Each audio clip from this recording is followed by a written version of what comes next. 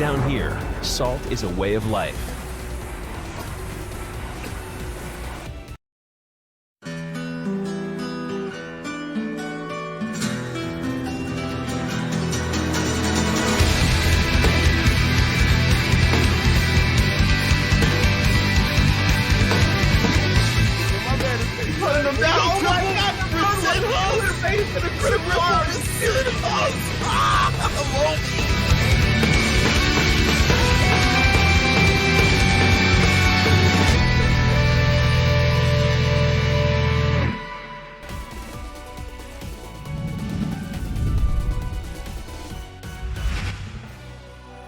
And just like that, ladies and gentlemen, we're live. Alright, just like that we are indeed live. My name is Olvaha and we are here at the third World Warrior event for the Nordic and Baltic region on the Saltmine League. This is a World Warrior event, and if you don't know what that means, basically this is a new regional StreetFighter 5 program running since July through December 22. And it will deliver additional 26 entrants to Capcom Cup. And the first 5 events for each region will be open tournament where players can earn points for participating, and the 5 regional events will culminate at a regional final featuring the top 8 players from the local leaderboard. So things will very likely get very exciting when we close up till the end of these 5 regional events. And the winner of these regional finals will all earn a spot at Capcom Cup for their respective region. And like I said, my name is Olvaha, but I am joined by, please introduce yourself. Hey everyone, my name is Caution. This is my very first time here. I am super excited to be here. Thank you for your introduction. And yeah, let's Fantastic. Get this show on the road. I'm super stoked, like I said, to be here. And yeah, we're doing Nordic and Baltic region tonight. Yeah, for sure. And as we can see on the stream right You're now. already fired, bro. Oh, come on! It just started, I'm getting worked up here. So here are the standings that are currently in place. So obviously we have Venom in first place. He has won all of these. That is 100 points on him. On second, on the runner-up, we have 0-0 Vegi, also 0-0 Venom. And third spot goes to Baltic from Finland, coming up with actually shared third spot with Dr. Gulag. They both have 60 points. And then we have Maumas, the Alex player. Everyone loves Alex, by the way. And then we have Rikemans, Barnett, and among other players here. You can check out the standings if you feel like it. I think there's a link in the chat there.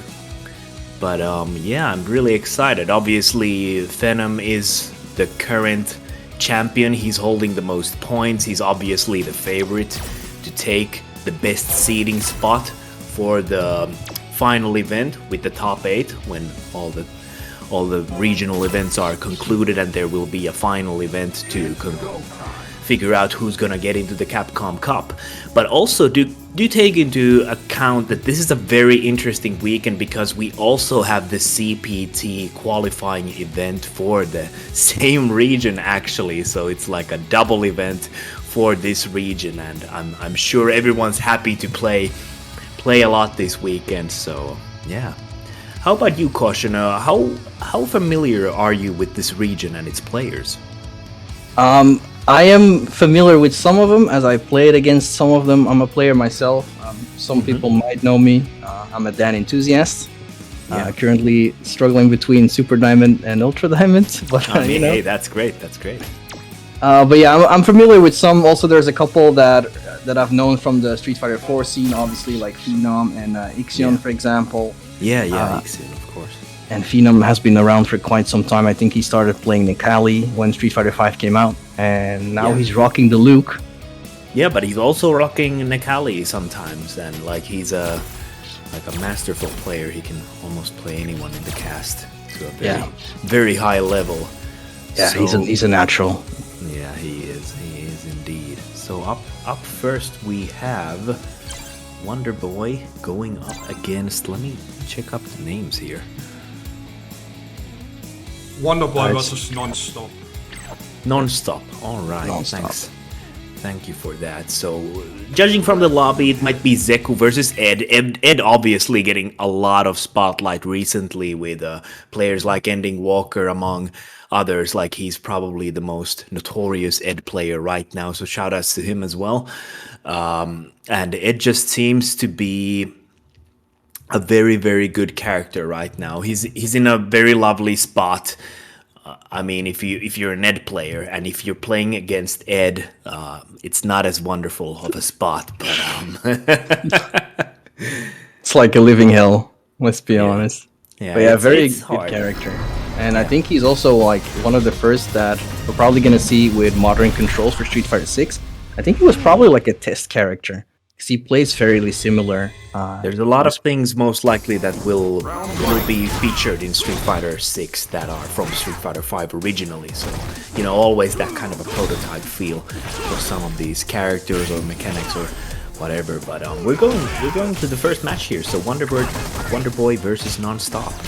Yeah, we have Zeku versus Ed, and Zeku is also one of those characters. Very original design. I really like what they did to him. Zeku is definitely like a character specialist kind of a character because you have to know two characters basically and Yeah. like I don't think like he's the most technical character, but I think there's so many like matchup specific aspects that you need to take care of. So that's something that takes a lot of brain space and like brain real estate. Oh, and he's gonna get the V-trigger on there. Very nice. Oh, interesting. What a trade. Yeah, he didn't convert though, unfortunately, but I don't know if anyone could be ready for that kind of a trade in midair. Here we go. Ed goes in, activated the V-trigger, non-stop with the pressure. He's gonna go for the guard crush here. Okay, goes for a throw here. We're almost in the corner. This V-trigger is so strong because it lasts forever. You get so many chances, but a nice V-reversal from Wonder Boy, actually stopping the offense. But non-stop is right in there. Once again, holding the pressure here in the corner. Nice tech. Oh, that was What a so trade. That was unfortunate. nice. Yeah. Yep. Spacing from non-stop was on point there. Takes the first round. Yeah, that was like a very low risk positioning, like you said, like very good spacing. He could just sneak that crouch jab in there or, you know, stand light kick or something like that. Like very, very low risk at the end there. Yeah. So far, non-stop is getting away with these V skills though. They are Yeah. very reactable. You can jump over big them. jump. He doesn't convert though. Maybe he didn't.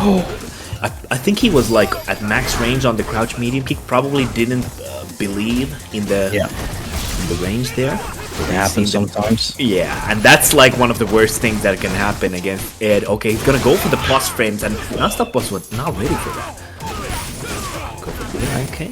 Here He's goes using Wonder V Boy. skill 1. Yeah, he's using V Yeah. skill 1 as well. Like, you really don't see that V skill at all nowadays. Very it's all true. it's all about the weasel. Ooh, and actually non-stop is getting really trigger happy with his EXD piece, but Wonder Boy this time catching it out, goes for the critical art, and that should be the end of that round. Very nice. I really like how he was just went for the super there because you don't want to be playing around with your food, especially against a character like Ed, because he can just steal those rounds like sometimes, and the flicker at the end of the round is such a nightmare thing to deal with. So I really respect Wonder Boy there. He's gonna get a nice combo here as well. Yep, it's better to spend the bar than to die with it. And especially in a tournament like this, Wonder Boy already doing a good job. We're playing for points. It's serious business. Okay, goes for the EX follow-up on the flicker. That was added in the latest patch, if you don't know. Should probably know if you're facing Ed. Yep. Oh, well, he's gonna go for the EXDP. Doesn't care anymore. He's been getting really on point with those. 3 out of 4 got a hit on, and here's the pressure from non-stop. Got Wonder Boy in the corner, V-trigger activation, and again Yeah. goes for it. That is unfortunate for Wonder Boy there. I really liked some of the situations where he used V-reversal here in the first match, but unfortunately that was just not enough. He went for a back jump, like backwards jump in the corner. That's always risky, especially against a character like Ed, who has like pretty good anti-airs. The standing medium kick is a very notorious button, but also like a reactive DP with the 2-button press. Yep. Yeah, it's very easy and very fast to do that. Oh, there we go. There's a reaction on the V skill. It's gonna get a big chunk of damage there with some good Oki. Oh wow, okay, he's gonna go for the EX Gram.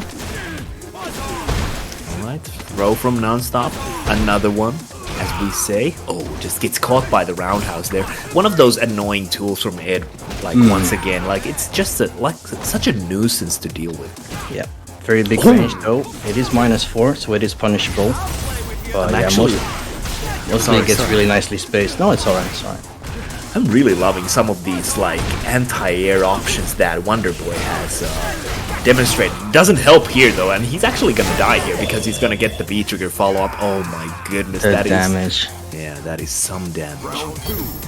Yeah, I feel like if you're playing Zeku, that is something you have to learn. Get those anti-airs on point, because like only old Zeku has access to the DP, as we see right here. As we see, perfect demonstration, just you like know, ordered.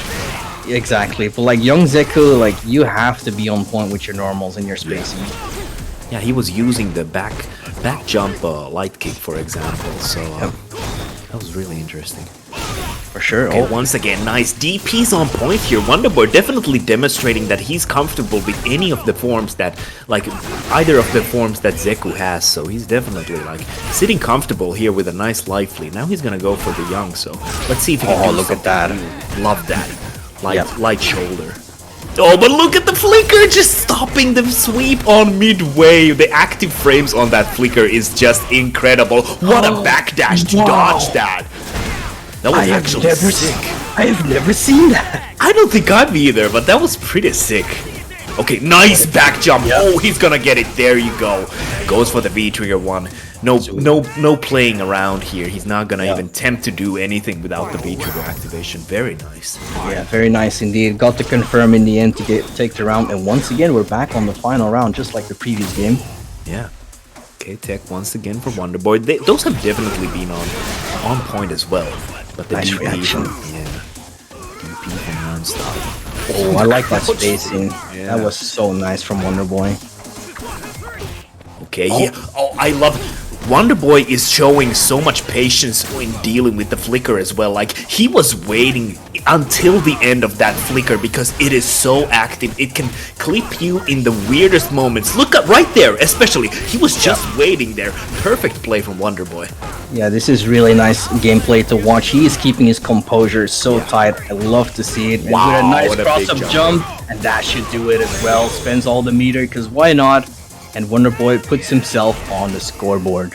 Yeah, man, that was just beautiful adjustment made from Wonderboy. I just feel like there were so many correct choices he did. He was patient with the V reversals. He was spacing himself correctly with the crouch fears from old Zeku, for example. And he was waiting till the end for non-stop to do something after the flicker, because Ed players, like, they get lulled into the false sense of security because flicker is so safe and it is pretty hard to punish.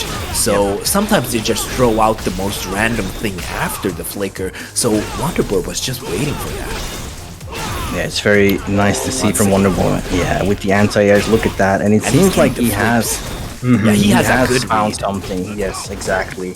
Okay, I love that. He's actually going for the reset to get the side switch as well as the mix-up. Oh, and he's gonna go over He's that. going full ninja. Oh yeah, he is the master. You love to see it. I have to say, like, Zeku is really an amazing character to watch. He's super entertaining to say the least. Yeah. Okay, he's gonna go. Have the plus frames there with the loaded up V skill. And that is something that stays if in you front. if you're facing a V skill 1 Ed, you need to really make sure that they never feel the sense of security when using the V skill 1, you know, willy-nilly, like throwing it out there. You need to punish that as good as possible, and there Wonderboy was a little too late because it was the wall climb jump, but he had the right idea, just beautiful passes through the projectile there. Yeah, very nice with the side switch using the V skill. Once again, another anti-air using the shoulder, and Wonderboy seems like he is Flicker. Yeah, he's reading non-stop like a book right now. Okay, but he's in the corner here, so he needs to... Oh, but just like that, escapes. No problem for young Zip. Yeah, such a great tool to have as well, that wall jump. Gets out with the slide, this time goes underneath, still gets caught, and... He's gonna... Yeah, you gotta respect that. Just like Wonderboy did previously, non-stop is gonna finish the round off here with a super, because he doesn't want to leave anything on the table here. Yep, exactly. But Wonderboy now with a full bar of CA ready to go. Spends one straight away. That is plus. Yeah, that is plus, and Nonstop did not respect that. I really like how Wonderboy is spacing himself for these charged Psycho Knuckles, because like he's going for the max distance. Oh, and a beautiful jump in once again. Here we go. Oh, he dropped the combo though. It's unfortunate, but once again runs himself out of the corner, goes underneath, finds a slide, and this is double jump, triple jump. Oh my god! Nice, he gets the punish because the flicker whiffed there, and he's gonna go for the super, and Wonderboy is gonna take the first set here with a nice 2-1 adjustment. That was beautiful work, because Nonstop kind of got away with a lot of stuff in the first match, but I feel like Wonderboy made some beautiful adjustments here in the second and the third game, and it, just like the third game, it was pretty much all about Wonderboy, I feel like. Yeah, most likely. And you could tell, like, from the first game, like, Wonderboy was just doing his analysis. He was just looking like, okay, what is my opponent doing? What do I need to watch out for? And we all saw it change in the second and third game.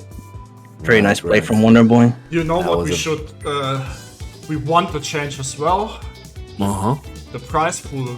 Getting these codes claimed up. Yes, indeed.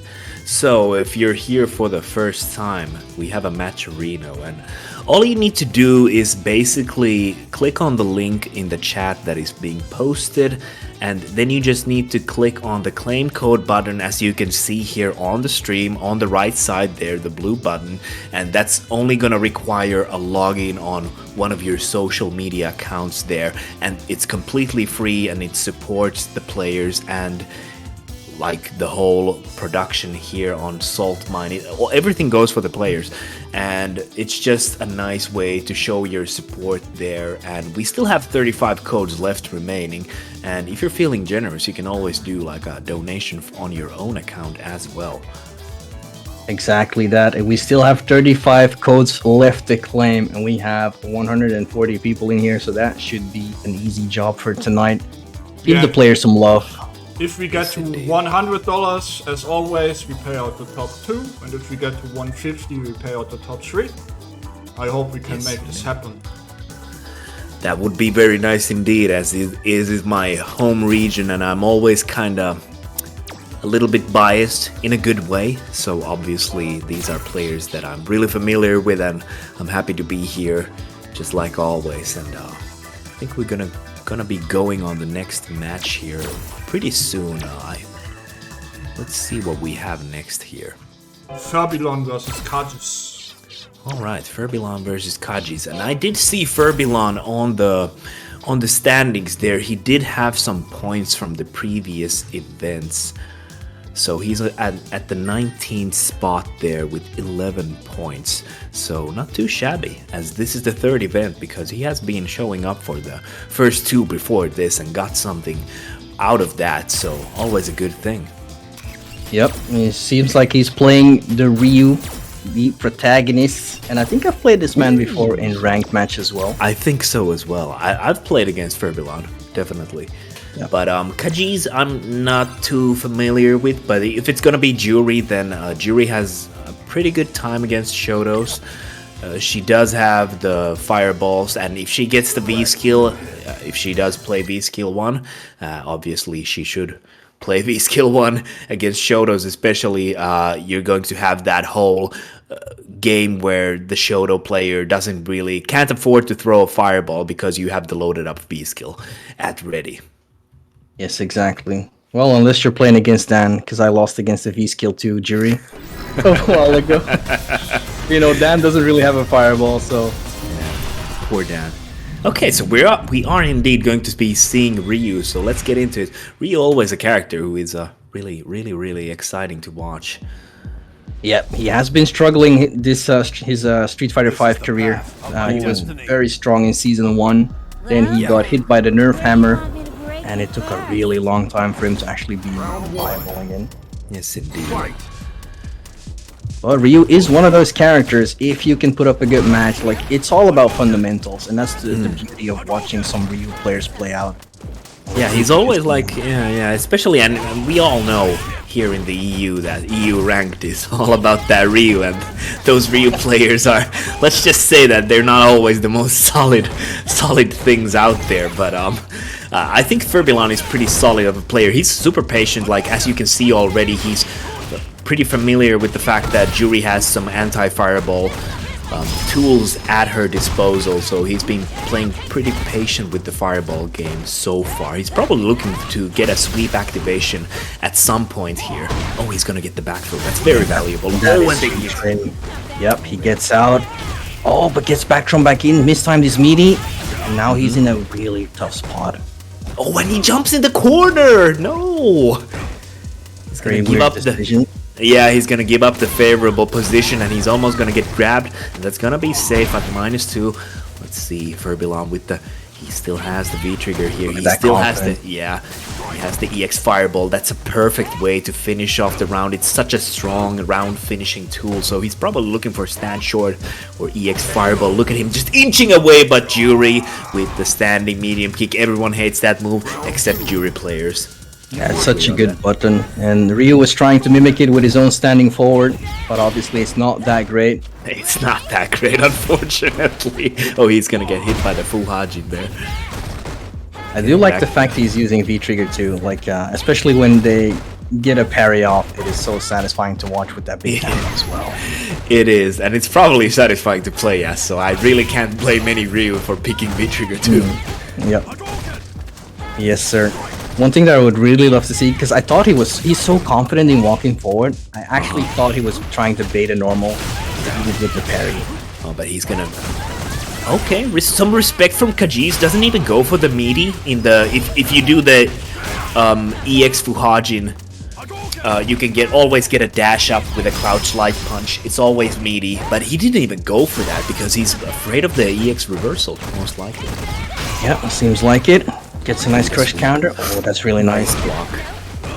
Gets the throw, and this is once again dangerous territory for Furbilon, but he's got the V-trigger. That's so scary. He's gonna get the throw there. This is so tight right now. Oh my god. Well, he does tie it up when we're going to the final round yet again, something we always love to see. Haji is hitting these sweeps pretty good, I gotta say. Yep, I think he's like 100% so far with the sweeps. Pretty much, yeah. Alright, just Furbilon. It's interesting to me how Furbilon is the one who's pushing the screen control here. He's just inching forward. He's not even trying to throw fireballs. He's just patiently walking forward and trying to, you know, walk Kajis into the corner. Yeah, look at this. Interesting.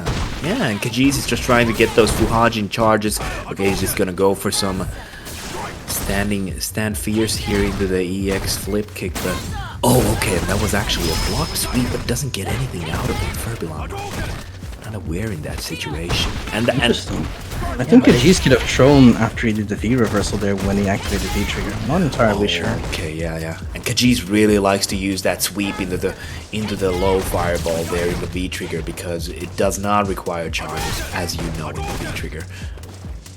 Yeah, Kajis is playing this really well. Just keeping Furbilon on a distance here, and you know, he just has better pokes than Ryu. Like, this is so weird to me. Sure. I think like Furbilon should probably use his fireball a little bit more, especially because it got buffed as well. We got 2 big donations. We are direct contribution on PayPal.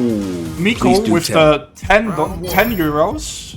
Nice, and thank you, Nico. Easy with the 50 euros. Good, and says good luck, players, and welcome caution.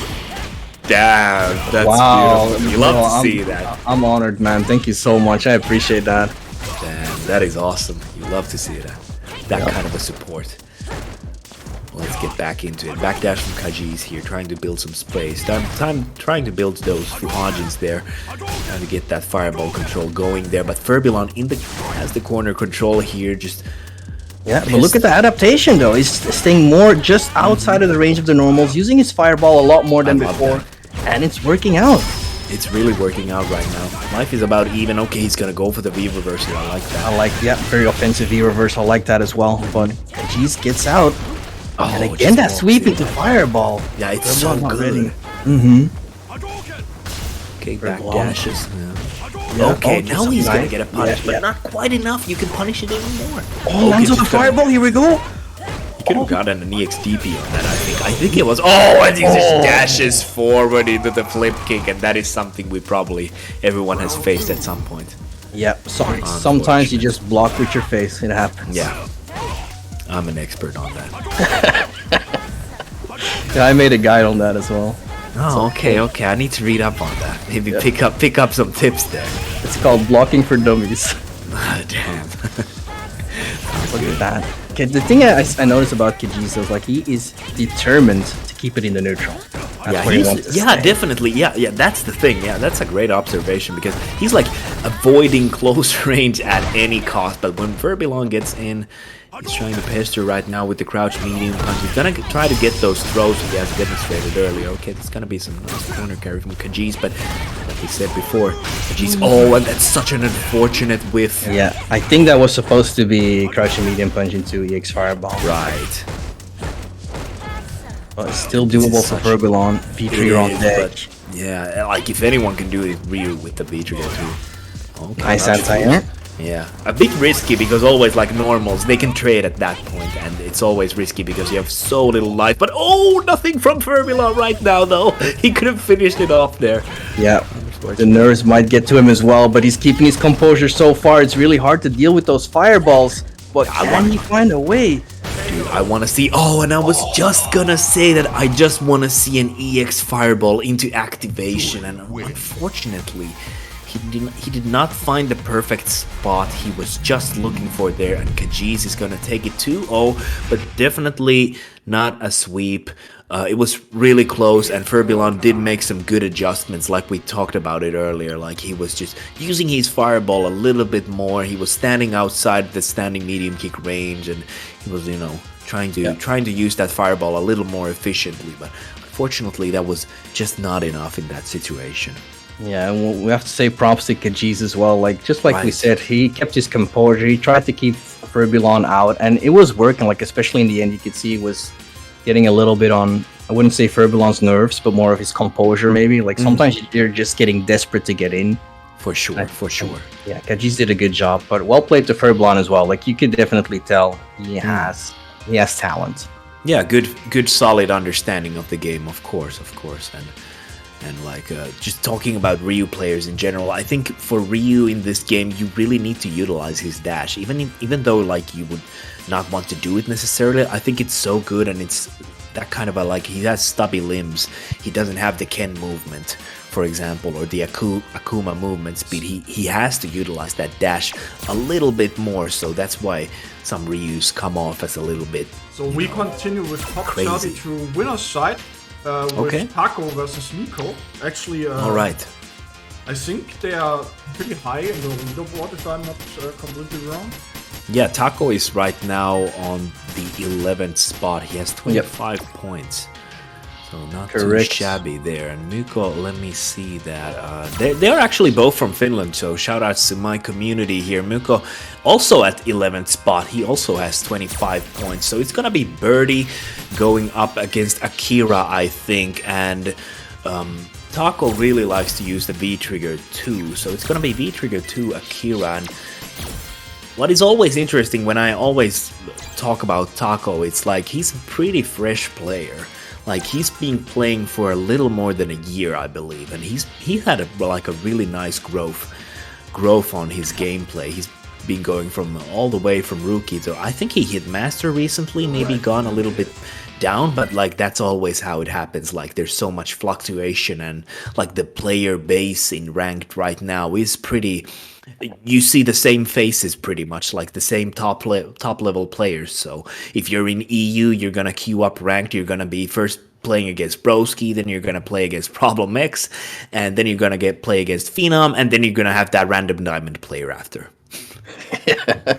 That's exactly the ranked experience right there. I'm actually interested to seeing this Birdie as well. We haven't seen that many Birdies lately. I think probably one of the Birdies that I know is Mena RD. Today is actually a good day for Birdie with Raggy in the bracket. Yeah, for sure. This is a good region for Birdie in general because we have players like Mikko and Veggie. But I want to say from from what I've seen from Miko, I think he's a really solid player. Sometimes he's a little bit timid. He can get bullied around a little bit, I would say. And I also think he relies a little bit too much on the EX Dolphin dive, but he has solid fundamentals, solid understanding on the game. He's also played Poison before, so he has understanding of spacing characters that, you know, utilize those normals just like Birdie and Poison do. So I think he's like all in all, he's a solid player, and I feel like he has a lot of room for development still left in him, so I believe in him. But he's really dominating this first round here. Yeah, he already had some really sick whiff punishes with standing forward. Yeah, he's really good at that, and that's definitely like, if you want to play Birdie, you have to be good at whiff punishing, or at least you need to develop that skill, because Birdie excels at whiff punishing. Stand medium punch and like buffers into the EX Bullhead, for example. He's just a really strong neutral buttons kind of character. Yeah, he is, and on top of that, he has his chains, which are pretty good as well from a distance, and he gets a command grab as well. So you know, this character is pretty much all around, I would say. Yeah, he is. Obviously, like, Birdie's not like the strongest character at the moment. I hear that all the time from Beggy, so that is something I need to hear. Don't let him downplay, man. I do agree with him. Like, Birdie is not the strongest character, but in this kind of a format, I think he can do fantastic. Oh, and that multi-hit actually broke the armor from Muko. Yep. Taco is building the meter here. Very nice. Here we go. Yeah. Rival school combos. Let's go. Oh, beautiful. And he has every single aspect in control here right now. That's gonna be a mix-up. Okay. Grab from Muko and just gets clipped by the roundhouse. That is such an annoying tool. That is such a good button. Yep. Yeah, you gotta be so aware of that. Alright, well, once again, we're going to the final round, and Nico's been doing a pretty good job so far, but this is the thing that I feel like Birdie struggle with a lot, and that's usually when he's getting okied. When players get a chance to get in, that's where he struggles. Like, he does have reversal options, but they can all be... He can get thrown out of those. Yeah. So that's the thing where he struggles. Yeah, that's exactly what we're seeing here. But what a sweep. Gets the can out. Oh, and I'm not sure. Oh, what a perfect air throw, though. I was just about to say, not the best decision to just do a V-shift and then jump over the can, but he adjusted perfectly there. Oh, that air throw. Calls out the throw again, and this is close to stun. Finds the throw. Yep. So this is the thing. Once he gets in, it's very hard for Nico to deal with that pressure. Yeah. And like, that's the unfortunate thing as well. Like, if you're not familiar with Akira's, you know, that corner pressure that she does, the multi-layered, like, am I gonna do the hard version with more hits and better plus frames, but it's interruptible, or am I gonna do like the light version? It's always like, it's tough to deal with. You gotta go for some V reversal or V shift at some point, because like, otherwise, if you're not familiar with the patterns, the Akira player can run off with some free pressure there. Oh yeah, for sure. She can utterly destroy you if you don't know the matchup. Oh, here we go. Nico has her in the corner, but what a jump though. No anti-air this time. Yeah, Taco is one of those players that if you're not gonna anti-air, he's just gonna keep jumping on your face, and that is something you should do. Like, if the opponent does not, you know, show the ability to anti-air you consistently, then why not jump over? And that EX elbow from Akira is also such an annoying tool to deal with. It is. And yeah, I believe you're absolutely right. Like, you have to teach your opponent, just like Justin Wong at some point said, you gotta learn. Yeah. If you're not anti-airing, then I'm gonna keep jumping. And Birdie has a pretty good anti-air tool. Yeah, he has. Like, a crouching medium punch, even though with all the nerfs, it's still pretty good. Jump back, jab, jump forward, jab. Those are also solid options from Birdie. But yeah, he's not the same. And that was actually the first EX Dolphin dive I've seen from Nico. All set here, so I'm a bit surprised about that. But he's trying like a new playstyle here. It might be the case, but he finds his way out of the corner so far. Has a chance to get back to neutral, and what a command grab there as well. Big damage. But this is where he wants to be. Look at that. Beautiful Immediately whiff wish punish. Yep. Yes, indeed. That's what Miko needs right now. And like just talking about Akira's roundhouse, like you need to be careful when you're walking forward. Now he's actually whiff punishing that, and that is something that you need to show to the Akira player. You can't just throw it out willy-nilly here in the neutral, because like if you're walking forward, you need to be always aware of that roundhouse from Akira. So I feel like Miko made some great patient plays there, and it definitely paid off because he won the round. Yep, absolutely there. But 4-timed sweep there, and there we go. That's the X dolphin dive. Yeah. Go for the dash. Obviously, he doesn't get like plus frames or anything, but it's against some characters. I'm not like a birdie specialist, but it's an ambiguous situation against characters that don't have a free frame. yeah, it is for sure. And like the most things that annoy me about Birdie is his crouching jab, man. It is so good. I feel like Miko is utilizing it in a very good way right now. He's pestering Taco, just like you need to be doing that. You need to pester your opponent to get them frustrated, to get them to try to jump or do something rash, and then they need a roundhouse crush counter or something like that. It's gonna go for the activation here once again, and there it is, the dolphin dive. And he's gonna go for a wild. Oh, that's a hard read. Oh my god. No, not like this. My boy's out here going crazy, and Taco finishes it off with a roundhouse there. Obviously, he did have the V-trigger there. He could have made it safe because the spacing was not proper. That in like if you didn't have the V-trigger there, it would have been unsafe or like not a favorable position to throw it out there. But I think that was a nice solid finish from Takoyaki there. Unfortunate for Miko, but like I said, I think he's a solid character. He just needs to, you know, find that plateau to ascend to get on the next level. But he's a very solid player. Yeah, 100%. He definitely has a lot of talent, as we saw there. It was definitely possible for him to take this game. But yeah. Sometimes that happens, and they have definitely faced each other before as well, as they both sometimes attend the offlines here. And then we just had a Assembly Summer LAN event which had a StreetFighter 5 tournament as well, and they both did attend there as well. It was just nice. like a little more than a month ago. Yeah, definitely well played to Taco. Very solid Akira, to be honest. Like we don't see that many Akiras. We don't lately, but especially with the V-trigger too, because like that is something that if you're not familiar with that V-trigger, it can definitely feel super frustrating to play against. Like you get so many like these get out of jail free cards with it, because you can just go for the unsafe normal canceled into the, you know, the stance cancel from the V-trigger too, and all of that. So it's something you need to be careful. If you go up against that, then you don't know what the options are.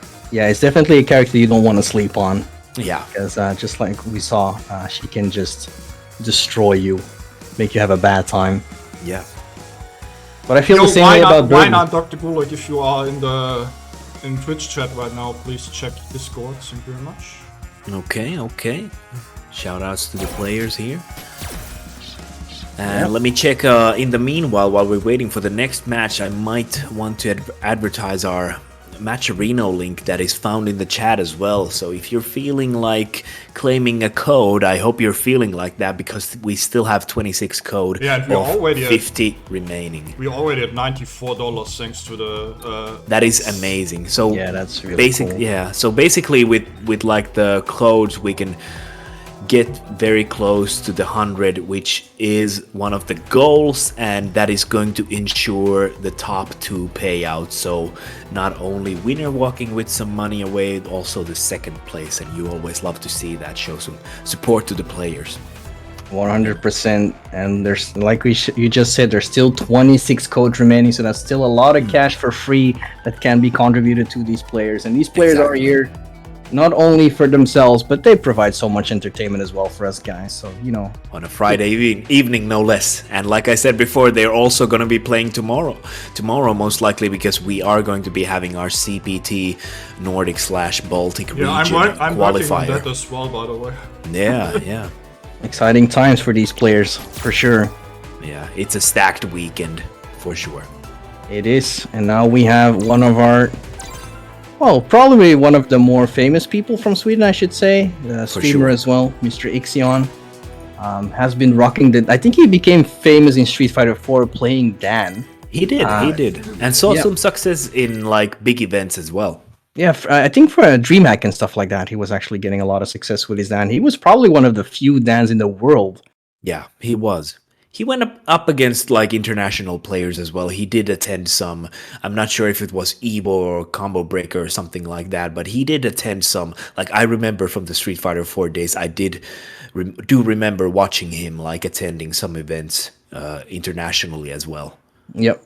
And now he's still playing Dan, though I think his attention is more towards Nash in Street Fighter 5. Very solid Nash as well. I played him a lot of times. Yeah, he loves Nash. Yeah, very good fundamentals, very good spacing as well. Yeah, and like at this point, if you're, doubling down on Nash, it's a pretty good version of Nash. Obviously, Season 1 was the best, but I think this is like the second best because, before the Sobot nerf, but it's still a very good tool. You can't obviously just spam it like you could before this patch, but okay, we're actually seeing Luke.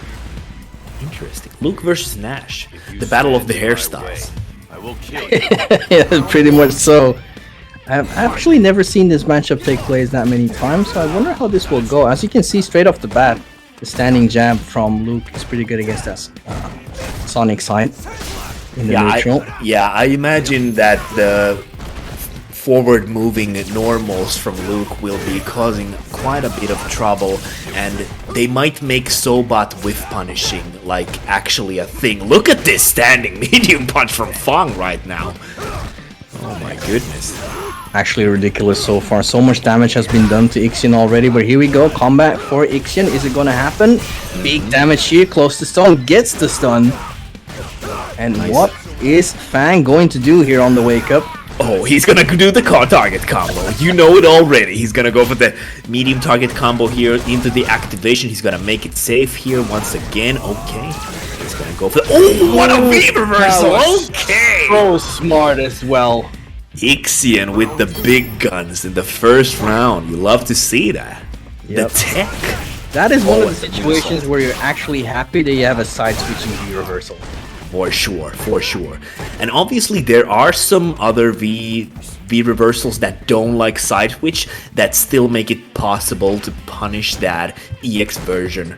So if you play a character and you're not familiar with your options against that EX Sandblaster from Luke, you definitely need to check that out because there's tech in YouTube, for example. Oh, he's gonna go through the projectile. V-trigger activation goes to the mix-up as well. Yeah, love to see that. I love V-trigger. Whoa, okay, dude, interactions. Oh my goodness, the auto corrects are all over the place. Is this Dragon Ball Fighters or? I don't know. Yeah, we're anime here. We're definitely anime. Well, get your wall scrolls out there. Place them on your wall. Oh my god. Okay. It is a very cool V-trigger too that they gave Nash in the end. Like, gave him a lot of cool tools. Yeah, they did make it better. I believe. I'm not sure about what the specifics of the changes were and at what point, but I do feel like it's better than it was when it first came out. Oh yeah, it's definitely actually viable right now.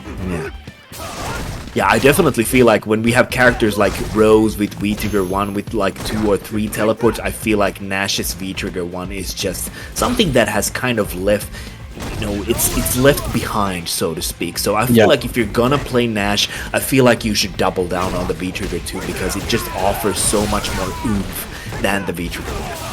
Yeah, that's true, and that's actually a good point comparing it to the Rose V-Trigger that he only gets one chance. It's like, hey, geez, why do you get so many teleports?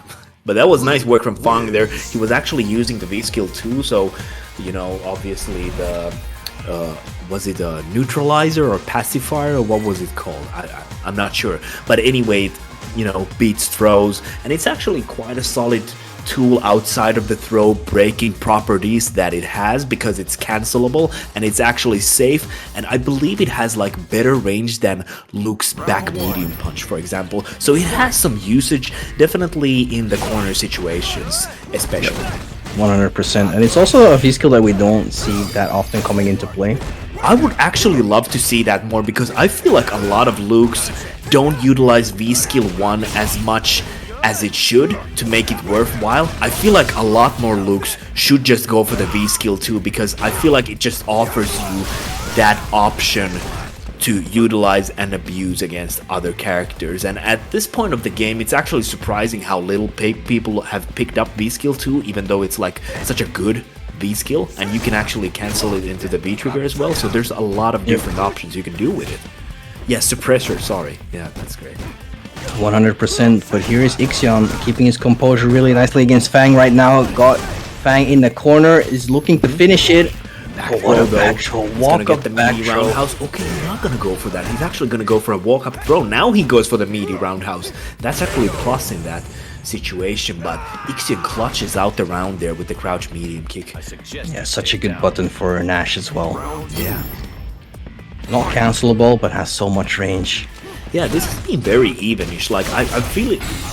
I like seeing a lot of options from both of these players right now. Obviously, Ixion is gonna cash out with the super here. I'm not sure if it's worth it at this point in the match, but I respect the, you know, like he's trying to widen the gap with the health bars, but obviously we can always, you know, we always know that Luke is not out of that. Oh, and there it is. There it is. The suppressor. Exactly like you said.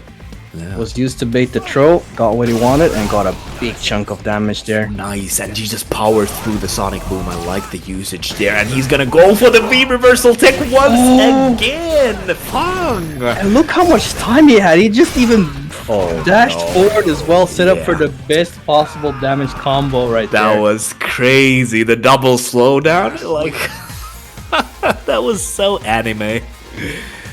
I love that. I love that. But Fang, at this point, it's 1-1. He definitely should know that, okay, it is not safe to cancel into the EX Thank you. from the EX. Thank you very much to Zako, the number 3, for the $10 into the Matcherino prize pool. He says this close to 100 is done. Yeah, now That's we're beautiful. over 100. Yeah, Yes, closing we out are. the deal there. Shoutouts. Thank you so much. We appreciate you, and the players will as well. And here we go. Go for Ixion the is, moonsault. yeah, he's going at it. So far, we haven't seen the moonsault being anti-aired. Yeah, we haven't seen, and actually Luke has a pretty good option. He has the jumping medium punch, which is like a juggle state, air-to-air option. So I think that would be pretty good against moonsault, but I understand, like, sometimes in a tournament situation, it's just not something that you're ready to deal with. And if you don't play a lot against Nash, it's something that it's an annoying tool for sure. But now we're gonna go into the corner here. Ixion is gonna activate the V-trigger too. He's gonna go for a side switch mix-up there. Yeah, but nice blocks from Fang right now, and he's back to neutral, but Ixion wants to keep up the pressure. He smells blood, but nice interruption from Fang. I don't know what that was. That was a crouching fierce, not cancelled into anything, just straight up goes for the throw, and Ixion is gonna finish it off with the super here, so he's on set point. Fang in a lot of trouble here. He needs to close out the deal. Fang currently is actually at the gap of top 8, right? He's 7th place, currently shared with Kenzai. Yeah. But he needs the points, as well as Ixion, as he has no points at all so far. Oh, okay. Yeah, he's off to a good start. Yeah. Oh, the chase That was down so from the good. forward fierce. Oh, but misses the DP. No, that's so bad for him. And that was max punish from Ixion as well, and now No. Fang is in trouble. One hit away, gets for game. Oh, and just gets so-botted out of nowhere. And just like we talked earlier, like, Sobot is such a good tool to close out rounds, to just pester your opponent. Even though it got nerfed slightly, it was actually, like, I just want to say it was brain dead before, and now it's actually something you can quite kind of deal with. So obviously you can't just throw it out in every situation but obviously really solid tool to this day. And Ixion moves on in the winner's bracket here. Yeah, well played to him. Always very nice to see a Nash in action. But also well played to Fang. Like, it was looking very good for him. But yeah, Ixion was just a little bit better on his composure, fundamentals. Yeah. Well, he's not out of the tournament yet. Obviously, we still have a loser's bracket. There's still a chance for Fang to come back. But in the meantime, Ixion We're moves talking on. about winner's bracket because we're starting with our top 16 now, and as you can see right here, we're starting with Reggie against VTV. This one. That is going to be fantastic, and they are actually players that are familiar with each other. They have run sets before, and when Veggie streams, he has faced VTV before, so he knows what kind of a Blanca player VTV is. So, but this is some kind of a, like, I do remember Veggie saying to me that VTV is one of those players in this region that he really prefers not to face in a tournament situation. Obviously, Blanca is not a character you want to face in a best of 3 situation, but in this situation, he's just gonna have to deal with it. Yeah, he is, and Blanca, like, let's be honest, Blanca can definitely be a very frustrating character to play For against. sure. Especially if you don't know how the character works, he's gonna make your life a living hell. Yeah, he is, and actually, VTV, one of those players that actually prefers V-Trigger 1, especially after the latest patch. He was like fiddling with the patch notes, and he was like, okay, I actually like V-Trigger 1 way more over V-Trigger 2 nowadays. So I think we're gonna see the V-Trigger 1 from Blanca there, which is something you really don't ever see. So I'm really looking forward to that as well. Veggie rocking the Birdie here. I think actually this is a pretty good matchup for Birdie. But once again, as long as he can keep Blanca at bay, he should be good. But then again, Blanca does have a lot of tools to get in for free, skipping the neutral completely. Yeah, and he does have the hop and all the other tools like the V-skill hop, for example, to kind of challenge the airspace. But I'm not sure how Birdie's nerfed crouch medium punch deals with that, but we're gonna have to see that very shortly here as we're gonna go into this set. So it's gonna be Veggie versus VTV. Yeah, here we go. Looking, oh, what a Birdie costume right here. Oh yeah, that's one of those CPT season pass colors. Yeah, it looks really nice. Yeah, it's clean.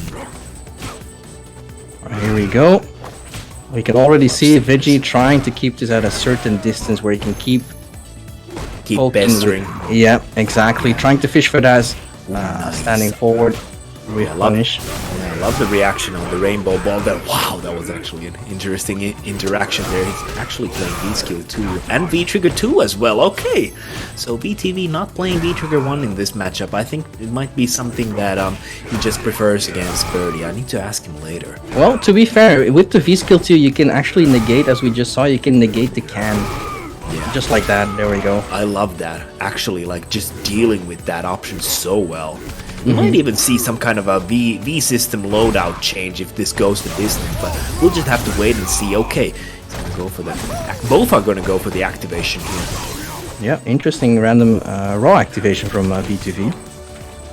Yeah, I don't know what the goal there was, but he's gonna go for the plus frames here. Ooh, sneaky, gonna get the back throw here and just going powering through with the EX Blanca ball. Birdie getting that damage, valuable V-Trigger 2 follow-up from the EX Bullhead, and he's gonna finish it off with that hit confirmed. You love to see that. Such a good V-Trigger. Yeah, and like, Veggie used to play Zangief in Street Fighter 4, and I see a lot of similar stuff about Birdie in Street Fighter 5. Big normals, good whiff punishes, buffers from different normals. It's just that kind of a defensive-oriented, neutral-oriented game style that Veggie loves to play. Yeah. And on top of that, he still has a command grab. Here we go. Top it all off. Yeah. He's doing a good job keeping VTV in the corner. VTV spent a lot of meter there, and it was trying to get away. Twice. Exactly, yeah. Oh, look at that spacing. Yeah, just perfect. But he's gonna get side switch here. VTV getting a very valuable side switch. He's gonna go for the anti-air crouching medium punch. Actually, a really solid tool. He might get the punish there, but I'm not sure if the hop was the play there. Really like that answer from Veggie though, using the armor to get out of that trigger situation, but he finds himself back in the corner. Okay, crouch fierce, going for the EX Blanca ball. I don't think Birdie can punish that. Very nice awareness that he was trying to use the V-skill again to negate the can, going for the dolphin dive. Yep. I really know that Veggie doesn't like using that, but sometimes in the tournament you just have to do it. You need to keep your opponent on your toes, and that was a nice punish on the sweep. VTV getting the second round here, so it's 1-1 on the rounds. This has been very even. Love seeing this. Like, you really don't see Blanca players, you know, playing this patient normally. Like, just looking for those whiff punishes, looking for that V-skill charge, and just not going ham all the time. Like, I really love how VTV is playing with Blanca, just using the stand fierce and crouching medium punch, standing medium punch to their fullest extent. Absolutely, and this is also something where the V-skill from Blanca comes into play as well, especially into neutral. Yeah, he's a very different approach. I've never seen this before either, but it has been definitely working out versus Birdie. Oh, but get hit by the stand fierce there in the late active frames. Back to the neutral here. EX Bullhead to negate the V-skill loading from Velia. Oh, but he's dolphin dive. Yeah. VTV's ready for that. Good block on the V reversal, trying to keep Veggie in the corner. And also giving some respect on the space there. He's actually willing to back down, give Veggie some space in the corner there. He's just not trying to bullhead like a, you know, bulldoze his way in here. He's just waiting for Veggie to do something, and he did EX bullhead, and Velia was not ready for that. Oh, he's gonna get the meaty combo there, actually. Nice. Yeah, blocks the EX reversal. Really nice from Veggie, keeping his composure, and he is taking the first game. That was very even. Yeah, he's earned himself a donut for sure. Still an interesting design that they went with to make Birdie like an eating machine compared to his alpha design. I think it gave him some valuable personality, because in the alpha games he was just like a thug, you know. He didn't really have. That's true. He was like a, you know, a henchman type of character. He didn't really have any thing going on. So I think he's really fun to watch in this game. Oh, okay, he's gonna get a combo off the banana. The insurance on the screen. It's free real estate. It definitely was. Nice V reversal there. Get rid of the pressure. Oh, what a V shift! Gets the punish. Yes, you love to see that against tools like Blanca ball, and Honda's headbutt. Sometimes you need to utilize that V shift. Oh, and he's gonna get the EX Bullhorn. Doesn't kill though, and gets the overhead there. Velia was not ready for that. Yeah, it's also a very annoying overhead to deal with. It's hard to punish as well from a certain distance. Probably one of the best overheads in the game, I would say. I think so as well. And it's a two-hitter as well. It is. But here comes VTV though with the pressure. What a challenge. And again, using that, I like it that he's always using the V skill to negate the can. But you can also see that Veggie is aware of the situation. He is, and there you go. Well. Yeah, because sometimes he just throws out the EX Bullhorn in response. Wow, what a way to stop the EX Rainbow Ball there. And the banana just disappeared as Veggie was being comboed there. That was so unfortunate, but he's gonna get the stand fierce into the chain here. And the full combo, but the EX reversal from Velia. Nice interruption, that's not safe, and he actually stuffs out the V trigger too there. He was trying to do the follow-up there, and VTV evening out the rounds here. Very nice work. Definitely, very nice awareness from VTV. What a good challenge into a nice confirm. Yeah. Earned him the round. Oh! Almost had a nice combo off with that. Crouch fierce. Crouch jab from Birdie, obviously. And the anti-air. Veggie is on point right now. Yeah, he's so good. Yeah, he's so good at utilizing that anti-air. He's so ready to stuff out the EX Rainbow Ball. And once again, even on the way down there, he's just so ready to anti-air BTV, but he's gonna get What a jump. the jump. Yeah, the jump from the activation. He was probably guessing there was gonna be a V reversal, but unfortunately, it's not enough at this time, and Veggie moves on with a nice 2-0, but I just loved seeing that. That was so back and forth, like, you know, it could have gone any other way. 100%, and Veggie keeping his composure, defeated his demon, got rid of the blank, yeah? Yes, he's demon indeed. Because he did, like said before, he was like, if I need to face someone, I don't want to face Blanca, I don't want to face Vilio. So, but he did face Vilio, and he was victorious, so it's already a good evening for Veggie. 100%, and I can relate with You Veggie, know to how be you honest. can make more good evenings? Yes. When I actually high value production right here. Oh, damn. Next slide, please. All right, so we have the Saltmine weekly schedule here on every Saturday. That's 5 p.m. Central Eastern or Central European time or Central Eastern time. I don't know, CEST. Anyway, You're we have fired. this. I know that already. StreetFighter 5 Saltmine EU open bracket. What does that mean? Open bracket? That means anyone from the region can join, get some valuable matchup experience, get that tournament experience.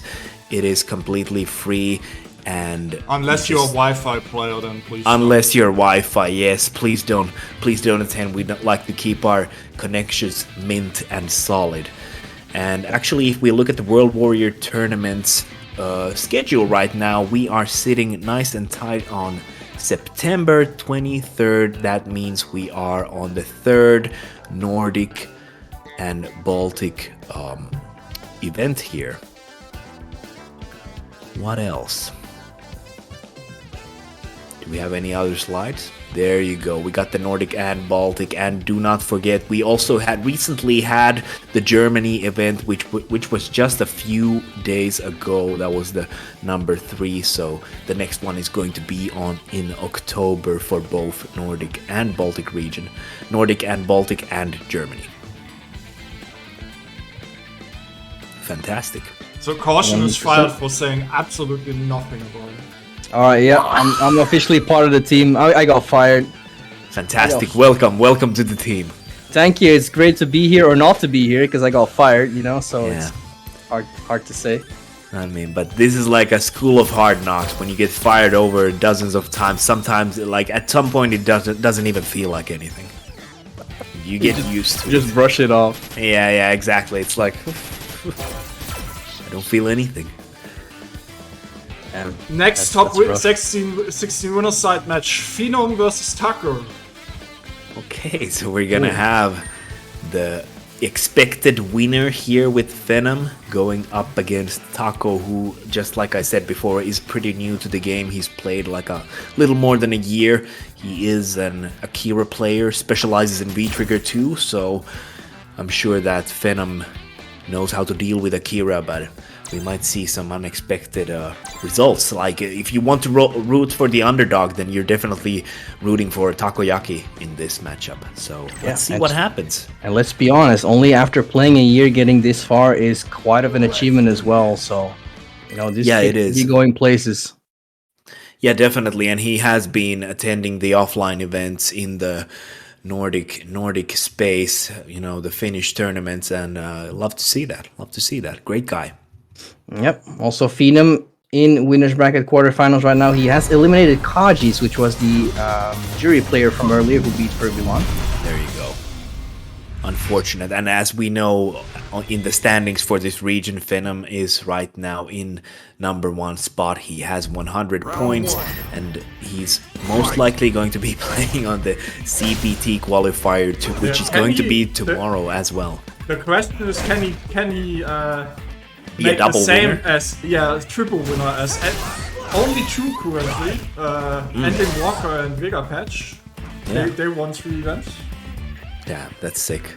Yeah. Let's see if he can keep the streak going. That was actually, I'm not sure if that was plus there. He didn't go for the fully charged double hit there, but get the back throw anyway, and Venom already sitting in a very, very comfortable spacing spot on the screen here, and Taco in a lot of trouble, just getting mauled in the corner here, just walking up with the throw there, nice and comfortable. Hello, how are you? Let me get it nice, up close and personal. Yeah, this is gonna be really tough for Taco to deal with. Obviously, Phenom is a brick wall. It's hard to get through this man. Yeah, and you can, I just want to point out that Phenom is definitely just testing out reactions from Taco. How is Taco, you know, reacting to the charged up Flash Knuckles? So far, we haven't really seen Taco deal with that with a V shift or like a neutral jump, because Phenom has done like stand fierce into the charged up fierce Flash Knuckles several times already. So we might be seeing, you know, Taco reacting in some kind of a way to that. He needs to deal with it. He needs to show Phenom that, you know, he can deal with that. 100%. Otherwise, it's just going to be free pressure for Phenom, and you don't want to give a player like Phenom free pressure. Yeah, exactly. He's already so good. Oh, and he's just gonna go for it from the crouch medium kick. Perfect confirmation there. Gets the first win here. Pretty nice and solid. Taco was showing some signs of life in the second round for sure. So it's definitely still up in the air. Like, anyone can make an upset, especially in like a first to two format. So we'll just have to see if Taco can make the necessary adjustments in time. That's the thing. Yeah, I already feel bad for giving this guy the commentator's curse. I was just saying he was doing well, and then he got DP'd to critical art. Nah, don't worry. Oh, just here we going for go. the stand medium punch from the round start. Such a fantastic It tool. is. It is absolutely incredible. One of the best normals in the game by far. 100%. Luke in general is just a Luke is just like a better Ryu. Like, Luke is like what Ryu actually needed. Yeah, he's what Ryu wants to be. Oh my goodness, look at this. Flash Knuckle into the DP here and almost in throw stun range. This is really scary for Taco, but he gets the V-trigger activation. He's not gonna get stunned. So it is still up in the air. Perfect DPs from Phenom though. Yeah, he's nice confirm. Yeah, he's like, okay, if you want to jump, I'm just gonna late DP you. It's okay, just jump.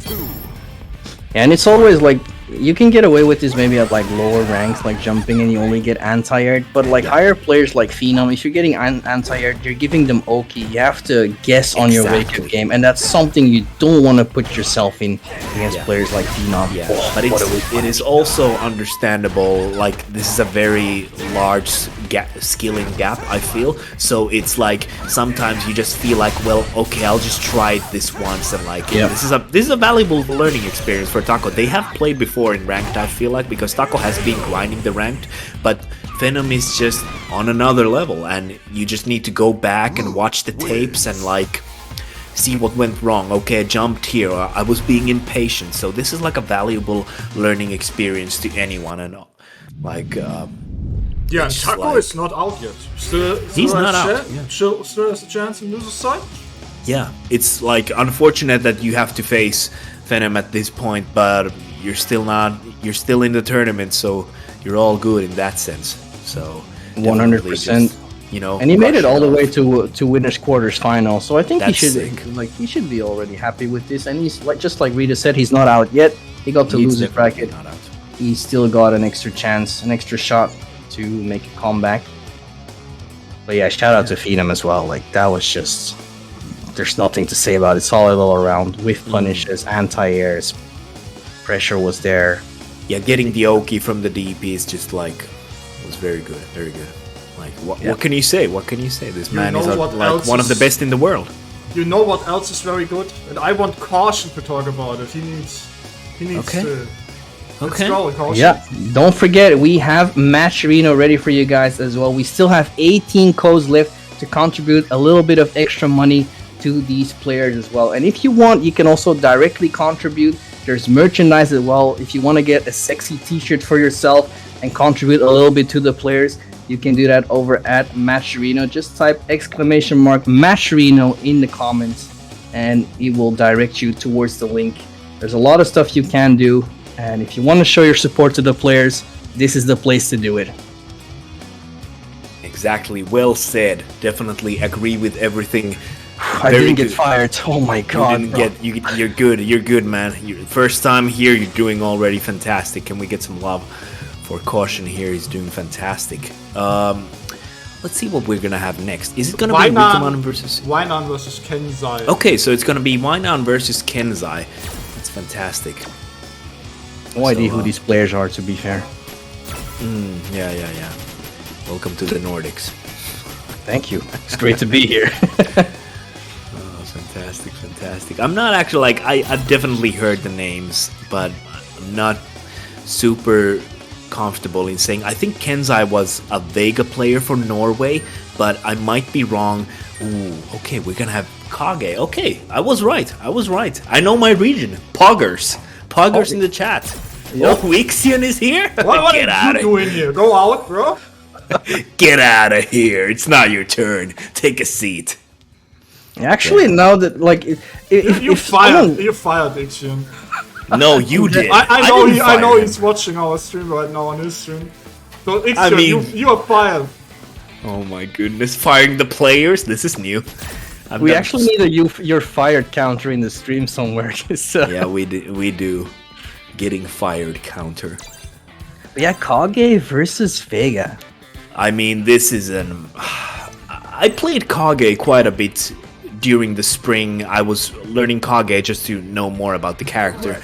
And I feel like Vega is one of those character archetypes which just is so awful to play against, because like your stubby limbs and your buffers that you really want to use, they're practically something you can never utilize against a good Vega player, because he's always going to have the range advantage, he's always going to have the spacing, he's always going to have the movement speed, because Vega's movement speed is one of the best in the game. So Kage, like, not too shabby on the forward walk, like he has one of the best forward walks in the game, but like Kage is just getting out-footed in this matchup, so sometimes that leads into those situations where the Kage player just feels like they need to go in, feeling that desperation, and that's something that the Vega player... I actually love it every time when Waha says stubby limbs. Yeah, just like mine. Oof, I feel for you, man. It's all good, man. But actually, pretty good round start here for Weinan. Oh, yep, nice punish onto the slide as well, nice block. And Kage, like, just as you said, he has stubby normals, but his damage output is ridiculous. Oh, unfortunate timing. He didn't have, like, he had the right idea, but he didn't execute the idea properly there. He was trying to punish the V reversal from Vega in the corner. Okay, making that EX touch safe as well. I'm really liking what I'm seeing from Weinan right now. Yep. He's doing a fantastic job. He's not going to take any risk, and once again, he's in time to block that slide and make Kenzai punish for it. That was really nice. Beautiful, and just like Zakaya said in the chat, he's dressed for the occasion as well. Like, this is one of the best costumes in the game. Can we just agree on that? Kage looks like a baller. He does. And it's showing off as well. Like, look at that. I love the costume code, by the way, for this costume, especially because he takes off the jacket there, and he has like the sleeve under. Like, it's so good, it's so crispy. I love this costume, and I like these fireballs. Like, the thing that I do like about Kage is that he has the Tiger Knee fireballs right now. Pretty good. Oh no, he's gonna get hit by the V trigger there. And he's gonna go for the ambiguous forward jump, goes for the command grab as well. Weinan is not ready for this. He's trying to close out the deal here. Shake my hand with the standing medium punch. Yep, close to stun. Still stun meters going down, but this is where Vega shines as well. Just like you said, poking with the claw. Yeah, just as you know, shake my claw here. Just gonna shake my claw here. So hard to deal with that stand medium punch, absolute nightmare fuel, and he tried to go for the V skill too there. Unfortunate, just gets whiff punished by Kenzai. Ridiculous. And it's also like the standing medium punch from Vega is also really hard to whiff punish. I was actually surprised when they introduced all the nerfs, you know, to like Karen's crouching medium kick and stuff like that, where it's easier to whiff punish. I actually thought that move was gonna be part of it. Yeah, and like it's really surprising. Like when you think about like Vega's frame data in the claw stance, like almost all of the normals are actually plus on block, which is like crazy because that's something you might not think about first. And oh, that was like that flying Barcelona was gonna be sick if it hurt, but oh, it's gonna be a world of hurt for Kenza actually, and he's gonna go for the overhead to seal off the deal there. That was nice from Wallon. He definitely had the matchup knowledge there. That was so nice, intercepting the Barcelona attack. Yeah, ready for beautiful. It. Yep. Yeah, airspace. And this man has a monocle. I mean, yes, come on. Yes, he's a baller. Absolutely styling on any other character. Round 1. Let's see if he can keep up the pace or if Kenzai can adapt to this baller. Yeah, and that's actually something I've noticed from Wainan. Like, it's really dangerous to, like, forward fierce is a fantastic button from Kage. It's one of his most important, like, buttons in the neutral. But if you whiff that against Vega, it's like you're just asking to get hurt. Like, obviously Vega is not the like most high damage character in the game, but if you're willing to throw that out and just whiffing that forward fierce, you're gonna you're asking to get hurt. Definitely, especially against a man wearing a claw. Yeah, exactly. You would think he'd do more damage with the claw, but oh well. Yeah, luckily for him, there's no bleeding in this game. No, that would be so cheap. Okay, here we go. This is so good. Yeah, V-skill into activation is so good. I love that activation. Yeah, it's pretty much like a V-skill tool. You can sometimes utilize it kind of like a no neutral kind of skip neutral kind of tool, and if you activate that, and actually that was such a good awareness from Wainan as well, like just that was so good. Yeah, punishing the roll there because he flipped out in the air, so he was ready to punish that. Shoutouts to that as well. Yeah, definitely you can see that Wainan has the matchup knowledge to fight Vega. Yeah, like if you're playing Kage, if you main Kage, you need to have this matchup in your back pocket, so to speak, because I feel like this is one of the harder matchups. Obviously, when you get to the corner, you can smother someone like character like Vega because his defense is absolute dog poo, but otherwise, like this neutral, standing medium punch, it's so hard. And you can't even do the dive kick as reliably as you could against other characters because Vega has fantastic air-to-airs and he has a fantastic air throw as well. But now we're in the corner. This is definitely a different kind of situation. He's gonna whiff punish this time. And he's gonna go for the stun. And look at the damage. Like, he's just gonna go for the EX Shaku. And he actually took out the whole set. That was so fast. That was so good. That's so crazy because we were like talking about like, oh, okay, this is really bad for Kage, but he was just, you know, biting his lip and just, licking his wounds, and he was just, Yep, he was keeping his composure. Yeah, exactly. And he also he capitalized on every opportunity he could get, especially in that last round. He got one good Oki, one good confirming to EX toss, so got him in the corner, was ready for the V reversal this time, and what a punish on that.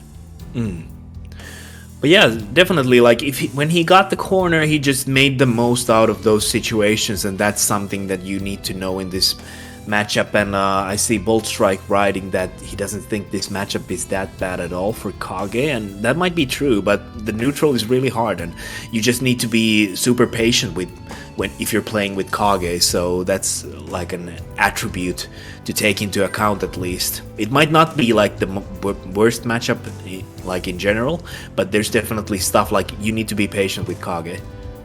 Oh yeah, for sure. I think it's probably not that bad of a matchup because Kage still has a decent fireball, especially his red fireball. So he can keep Vega at bay, which is a lot harder to do for people who don't have a fireball playing against Vega. But yeah, I can definitely see what Bolt Strike Of course. Like, I mean, he's way more experienced in the matchup than I am, so obviously I'm gonna take his opinion into account here. Yeah, 100%. But that was a super entertaining set, though. Always love seeing some Kage. Like, Kage is one of the more entertaining characters in this game, I feel like, and I feel like most people agree with that because his combos are like the flashiest in the game. So always love seeing like a Kage main show. Yo, look, someone did like all the sponsor quests here. Stratosphere. Look at that, Stratosphere. Dude. Shoutouts to this man going for every contribution code, and you can do the did same thing. all the sponsor quests. Dude, this guy is a giga Chad. He's like an MMO specialist. He's like, okay, I'm used to doing all the side quests anyway. I'm in this quest zone. I'm gonna do all the side quests. Like, what a baller. Shoutouts to you. Yeah, Absolutely. and there's Giga Chad still energy. room left to be a Giga Chat, just like Stratosphere here. There's still 12 codes left. Get over to Matcherino and show your love to the players. You can contribute Who can directly. we expose? Did Veggie and Phenom claimed up the code yet? I don't know. Let me check. Can we expose them? No, they didn't claim. Oh my Veggie, God. do I see your name here? Viggy, can I get a solid and get a coupon from you here? No, he claimed early. He was an early claim. He was an early access guy. Early access? Early access, baby. I search for him now. Give me a sec. Oh my goodness, we're actually doing this. There we go. Found him. It's exposing time. Early access, baby. I don't see your name in there. Oh, you don't? No, Bro, that's you're fired. interesting. You're fired. That's interesting. You're a commentator. You should do it first, man. Shh, keep that under wraps. You're fired. I mean, I That's just not good to say. I can see why you keep saying it. guys, can we just, we're But saving the you are best. not allowed to say it, so you're both fired. We're saving the best for the last. That's why I waited till the end. Come on. Alright, there's 8 codes left, you better hurry up before they're all gone. I love being dramatic. That's why I saved it for the last. There's a lot we can learn from this man. Yeah. I can tell. Wait, is Minat for his SF6 2023? Is that recommends? Oh my god, I don't know. But that seems some Oh my some god. Really, bro? What some propaganda in the CFN account names. I love seeing that. I mean, do I want to trade Manat for Dalsim? Because Dalsim looks like a problem again. Dalsim, like, Fighter can we 6. just talk about Dalsim looks so sick? And I just want to point out one single detail that I love about, like, when he does the super, he's like baking the super with his hands. Like, it's so sick. It's so sick. I love this character. And his level 3 critical art, I don't know what kind of JoJo Bizarre's Adventure stuff That's- that is going on, but I if they mean- added some Muda, then this is perfect. No, it's definitely like if you watch JoJo's or One Piece, it's definitely But you know- up your alley. The character I like most so far from the looks and from the style and so on is Jury, actually. Like, I really think they made her very well. Yeah, I really love what they're doing. They're bringing stuff back from Street Did you Fighter see? 4. Did you and see I- when Jury perfect someone? She actually does the Chun-Li winning Yeah, pose. yeah. She mocked They're her. giving Yeah. like the fact is that they're giving so many characters so much personality, and they're kind of going hard on the personality stuff and like the flair of each character, and I love that, because that's something that I always love and appreciate in fighting games. So yeah, I'm definitely looking forward to it. But right now we're gonna stay with Street Fighter V. We're gonna see Ixion going up against Rikemon, and we're gonna see Rikemon going with Luke, actually, and this is surprising. I have never seen Rikemon playing Luke, so this is a first time for me. Alright, and once again, Ixion obviously is going to rock that Nash.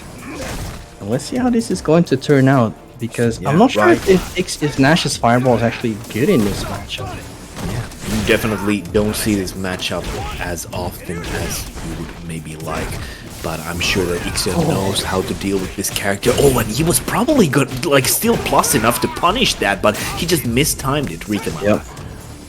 So unfortunate. Nice DPs though, like he's got those on point, and he doesn't even play like he doesn't main a DP character. Menat doesn't have a DP, so obviously like he's made some great adjustments to his general playstyle that he's ready to do those DPs like that.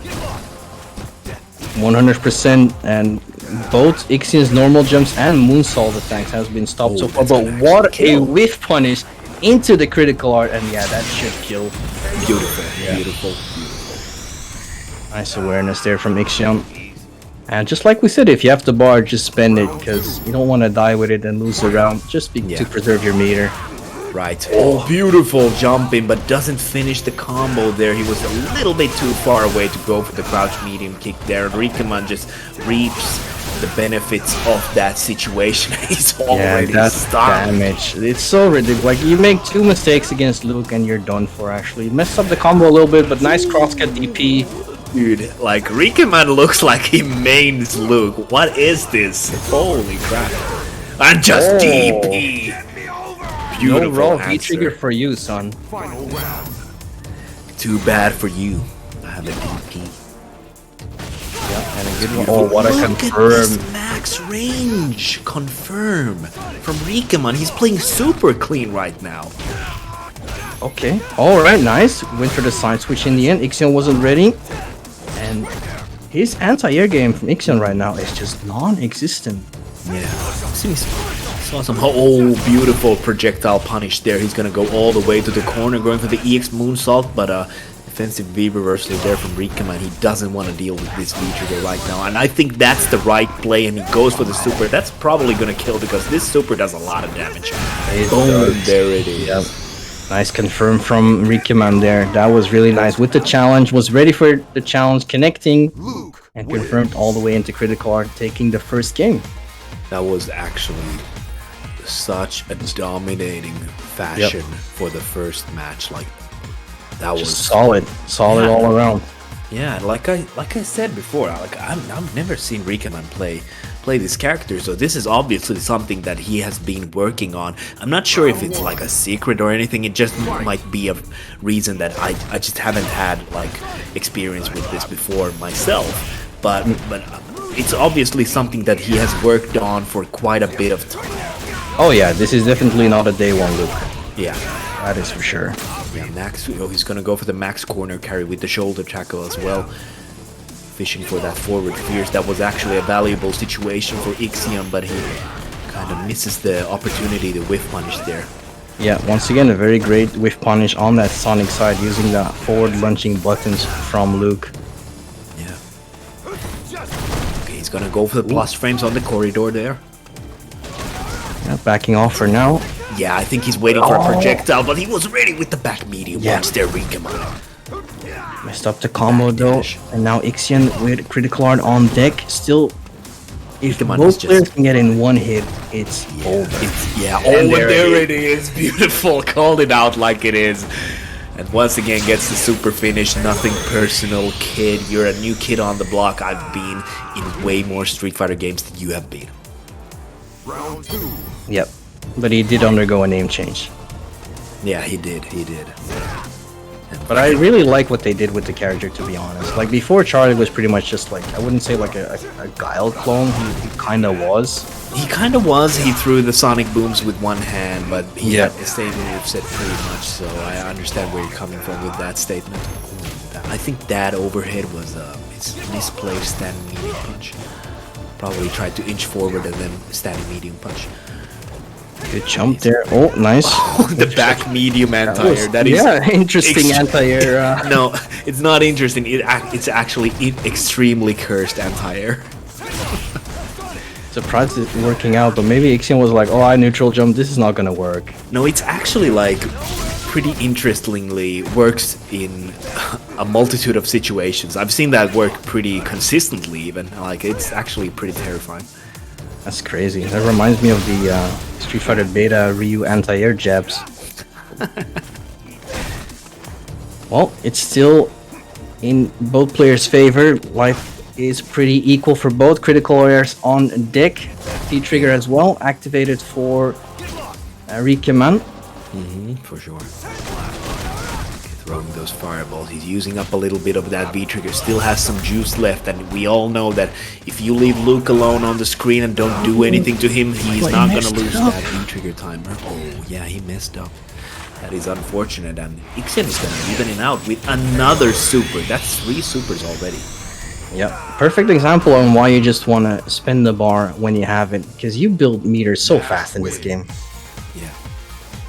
All right, Ixion ties it up, puts himself on the scoreboard. Is currently 1-1 by a small error from Rikeman, and Ixion capitalized it on that completely. That was really nice. Yeah, I love the adjustments made from Ixion. I think Rikeman was losing a bit of steam on the second game there. I hope he keeps him nice and solid in this last match of the set here. Okay, nice DP there. That's a good start. 100%. Showing signs of life. Yep, 100%.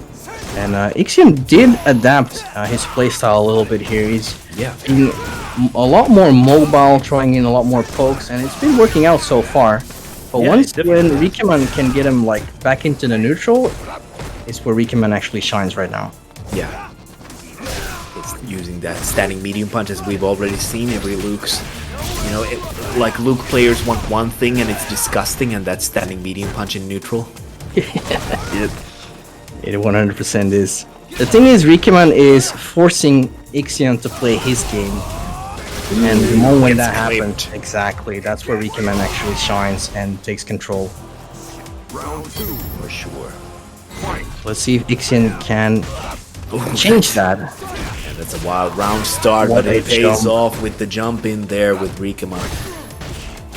That's actually minus. He didn't charge it up fully, and Ixion is just gonna cash out. He's like, I would like to have the check, please.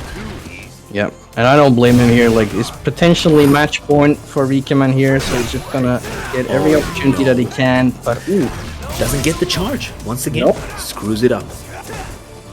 Ixion stays alive by a slight love error the from spacing. Rikeman again. Yeah, It's so funny. I was just gonna say that spacing reminded me from Menat, so he's definitely having those shapes of Menat with the spacing there, because Luke can actually work from the same screen position as well. Just goes to show how versatile the character is. Oh yeah, and like Luke definitely shines in the corner as well. Like, Oh wow, okay, nice conversion from Ixion. He's gonna get the mix up here. Oh, the throw bait, and he's gonna get the round. nice. No, it's not enough, but gets the back throw, and that's gonna be enough. Ixion fighting back here, stays alive with a very nice shimmy at the end, going to final round again, and who will come out on top? Oh, nice answer on the moonsault there. Yeah, Definitely Rikeman's shown. just ready. Yeah, he's ready. He knows how to play this smash. Oh, and the EX reversal. I mean, that's a good way to throw it out at the, last round of the set here. Yep, we haven't seen that many EXDPs from Rikeman yet, so it's a pretty nice decision making from him doing that in the last round to get out of the pressure for free. It's gonna be a punish, but doesn't pay off, unfortunately, for Rikeman. He was just not ready to convert in the most optimal way. Once again, Ixion staying alive by a mistake from Rikeman. Oh, what a shimmy! Not quite enough, though. And he's gonna go for the surprise overhead! Surprise! He did Knock, use knock. that the entire game, but he went for it at the end when it mattered. Rikeman staying on top and moves forward, sending Ixion to the losers bracket. I can just see it in the back of my mind, like knock knock, who's there, and then the door opens and just Luke going with the overhead, like There's a flipping Luke coming in. love to see that. Oh, Yeah, that was good decision making. Just like I said, like he hasn't been using that the entire game, and where it all mattered, he used it, and Ixion was not ready for it. he was not. Unfortunate. And I would have to say that the matchup probably doesn't favor Nash in any sort of specific way, but I'm pretty sure it's not like the worst matchup in the game either. But unfortunately for Ixion, that just didn't cut it at this point, and Rikeman moves on. Yeah, but our good man Ixion is not out of it yet. He's Not gonna out of it. be sent to losers bracket where he will face Dr. Gulag. Oh, okay, we so are- Dr. Gulag is in the We are in losers. top winners now. From here on, Top it's all first to three. Let's take a look at the bracket, shall we? Let's take a Yes, look. please. Let's take a look. All right, as we can see there, we have the top 8 ready. Let me just actually open that on my page as well. Because I cannot see that.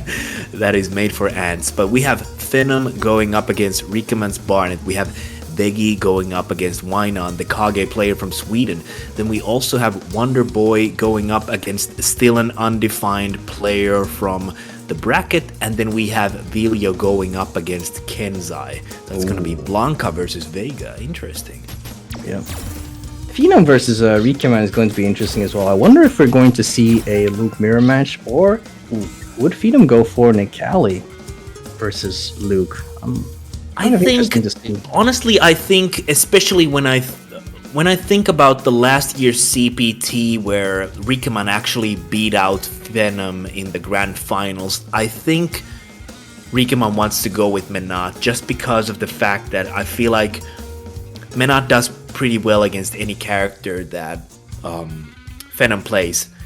I'm not sure about the Luke matchup, but I would imagine it's like probably evenish or something. So I don't think Rikaman wants to go with the Luke against Luke matchup. He'd probably lean into Menat, which has been proven from time to time in like a CPT qualifier already against Venom that he's capable of beating Venom. So I'm thinking he might just stick with that.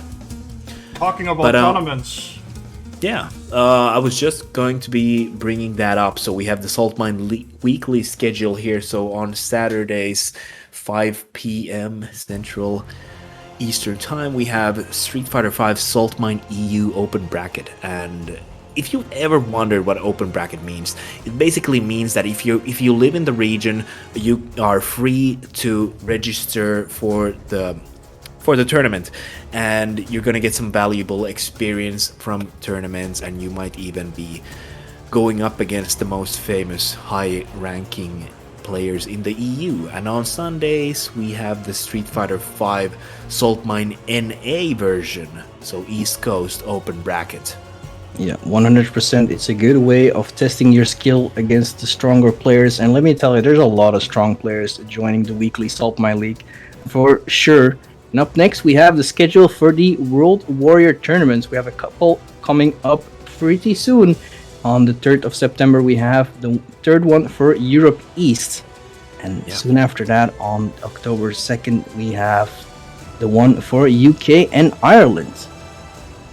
So stay tuned for that one in the future. Obviously, we're going to stream it. And we also have the ones for Nordic and the Baltic region. We have the one for today on the 23rd of September, where you're currently watching at, and previously we had the one from Germany.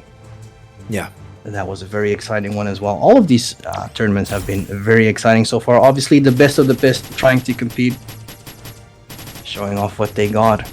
Yeah, and we're like at the midpoint basically, or crossing the midpoint with the third event. So like the ranking boards have already kind of settled in. There's obviously time to still make adjustments and still make great points while attending these events, but like when we're thinking about this Nordic Baltic region, for example, obviously Venom has won 3 of those events, so he's sitting at the top very comfortably. So it is not a matter of if he's gonna be able to qualify for the top 8, which is going to be after the 5 ranking events. It's more about how good his seeding will be and who are the other players who will be joining him in the top 8 qualifier after the 5 ranking events. Yep, 100%. But for now, we are going back to the top 8. We have Veggie and Wynon sitting ready to compete against each other. And this is going to be an interesting matchup as well. Birdie versus Kage. I feel like this is kind of a similar situation that we were talking about in terms of Vega. Though Birdie does have a couple of quote-unquote fireball options. He has a banana, he has the can. So I think he has a lot more better tools to keep Kage at bay. But it's the same situation with Vega. Obviously, Birdie doesn't have that many good defensive options, especially on Wake Up. So once the Kage player gets in, it can get very rough for Veggie. We'll see. Yeah, we'll definitely see, but I'm just trying to think in my head right now which would be better against Birdie. Is it going to be the TK fireball from Kage, or like would it be a normal fireball from a Shoto? I'm willing to bet that Kage's TK fireball is a better tool in general against a character like Birdie, where the bullhorn might not be an obvious answer to every thrown TK air fireball. So that's something that I want to see in this matchup. I feel like Veggie or like Birdie can't really do the bullhorn as freely to TK Fireball, as we've already seen. Like, he can't really throw it out because it really retracts Kage a little bit there. Yep, but at the same time, because of the bigger hurt box from Veggie, he even gets hit by the TK Fireball in a crouching position. Yeah, that's so bad. Like, Birdie, one of those few characters which kind of suffers in this matchup, and they did add the detonation in the TK Air Fireball at the end, so that was like an absolutely huge buff for Kage and his Fireball game in general. It definitely is, and you can already see Wynon pushing Veggie in the corner. Yeah, this is actually really scary, but he's gonna get a very valuable V-trigger activation here. He's gonna already close out the screen here. We're already mid-screen, like Birdie gets increased movement speed in this V-trigger, as we already know, and he's gonna get armor in his attacks, and look at those attacks. They're just, you know, digging deep on that Kage's shallow health bar right now. And that standing here is just paying off really well for Veggie, and no. what a reversal, gets the hit, and this is now guess for game, and finds the connect with the crouch medium kick. Nice comeback from Veggie. Yeah, that was a nail biter for sure. Like, Falnan had a really nice control in the corner for such a long time, and then just Veggie getting that valuable V-trigger one activation, just pushing the corner out of the corner to the mid screen, and then just slowly walking Wynon into the corner. Yeah, and this is so dangerous for Wynon now as well, using that banana to keep him in the corner, and this also disables so many options for Kage, but he fights his way out of the corner and gives himself some space. At least he's trying. Oh, okay, he's trying to go for the chain here, but that's actually one of the good things about Kage's TK Fireball as well, because the chain only, like the medium and light version, they only hit grounded opponents, so you're pretty much safe if Veggie was trying to go, because the recovery is very minuscule on the TK Fireball, so it's not like a straight up answer, but Veggie obviously making quick work there in the first game, even though we talked about how Kage has some certain aspects in the matchup which make him like a formidable opponent, but I feel like the normals and the anti-fireball tools in general, and like the damage difference, because obviously they have different amounts of health, is going to be a huge factor in this matchup.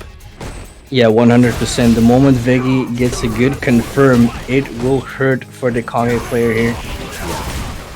Exactly, but do take into account that it's gonna be a first to 3, so it's gonna be a best of 5. So there's definitely room for some adjustment here. Beautiful stand medium punch into the bullhorn here from Veggie, and he has the corner. And this is where, like, even though you might think that Birdie is not like a super strong character, he is one of the best characters when he has the opponent cornered, in my opinion.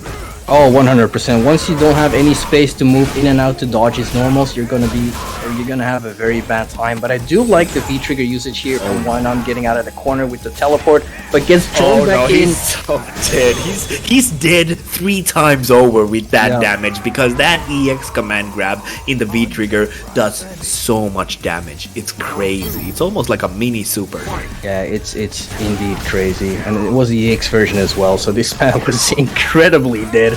Yeah. And just like that, 5 seconds into the second round, Veggie already pushing Wynon into the corner, and lost a decent amount of health as well. God, I love that reference, by the way. He's the best character when he's chili oiled up. Yes, shades of Hakan. I definitely agree. That was a great callback.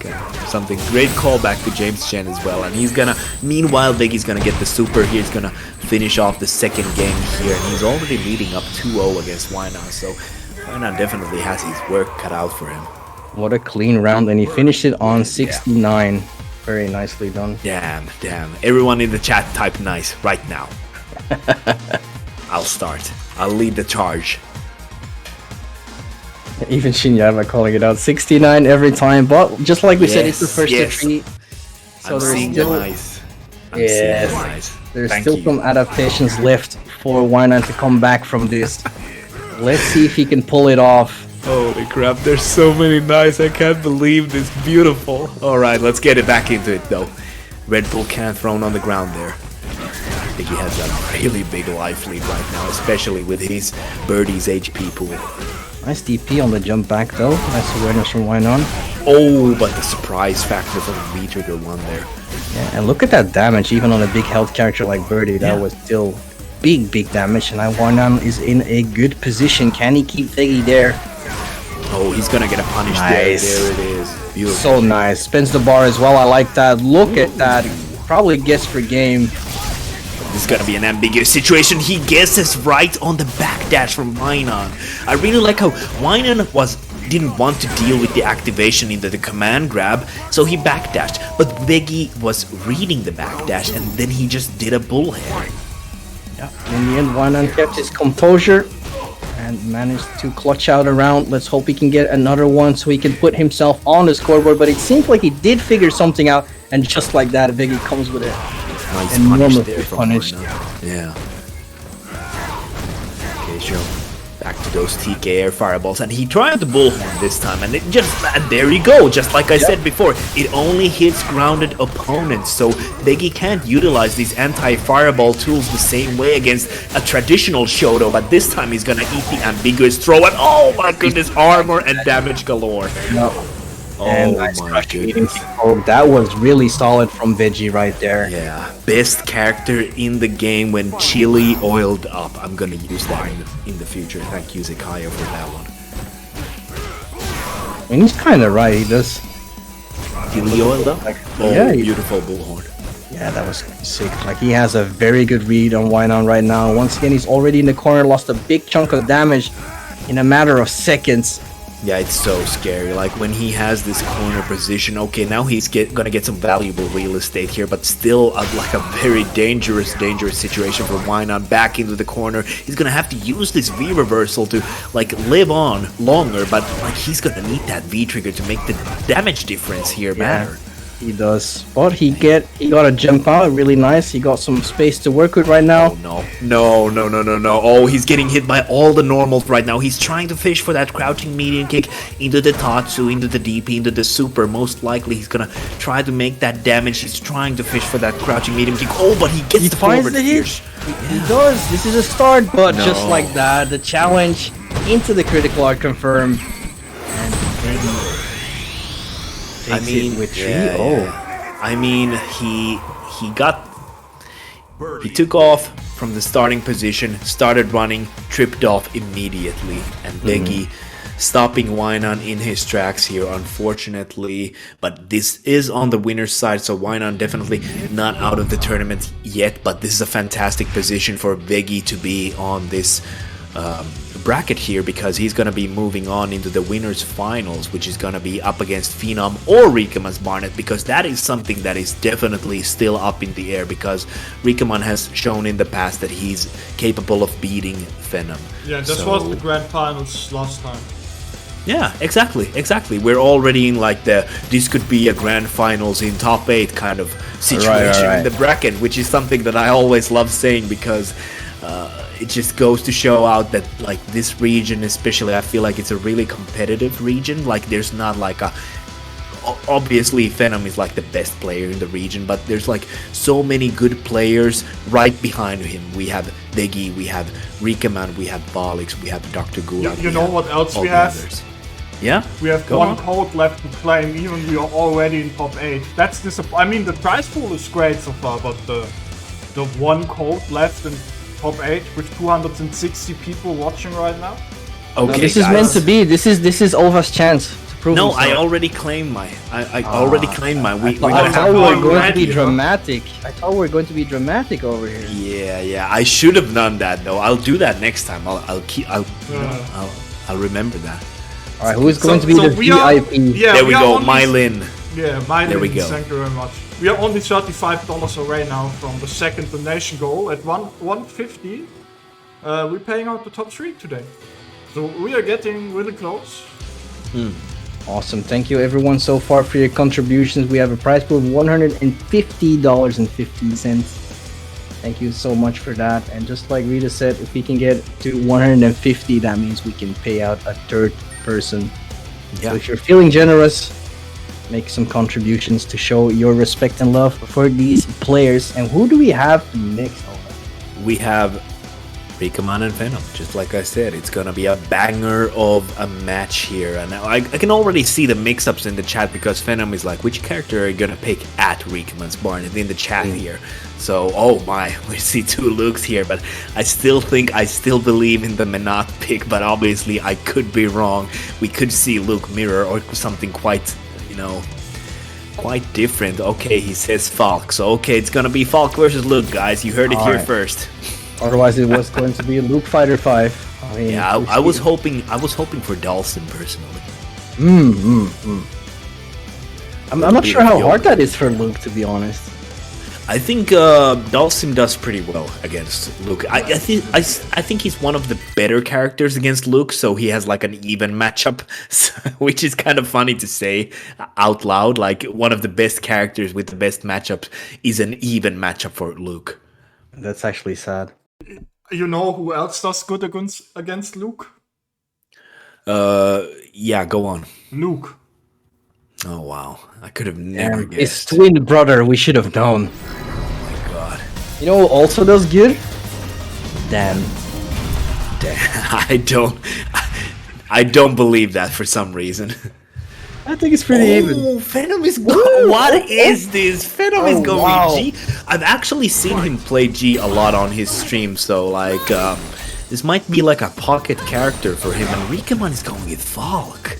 Wow. This is definitely they don't want to show anything because tomorrow is the official CPT. Exactly. Not official, but the like one-time win you qualify. Yeah, right?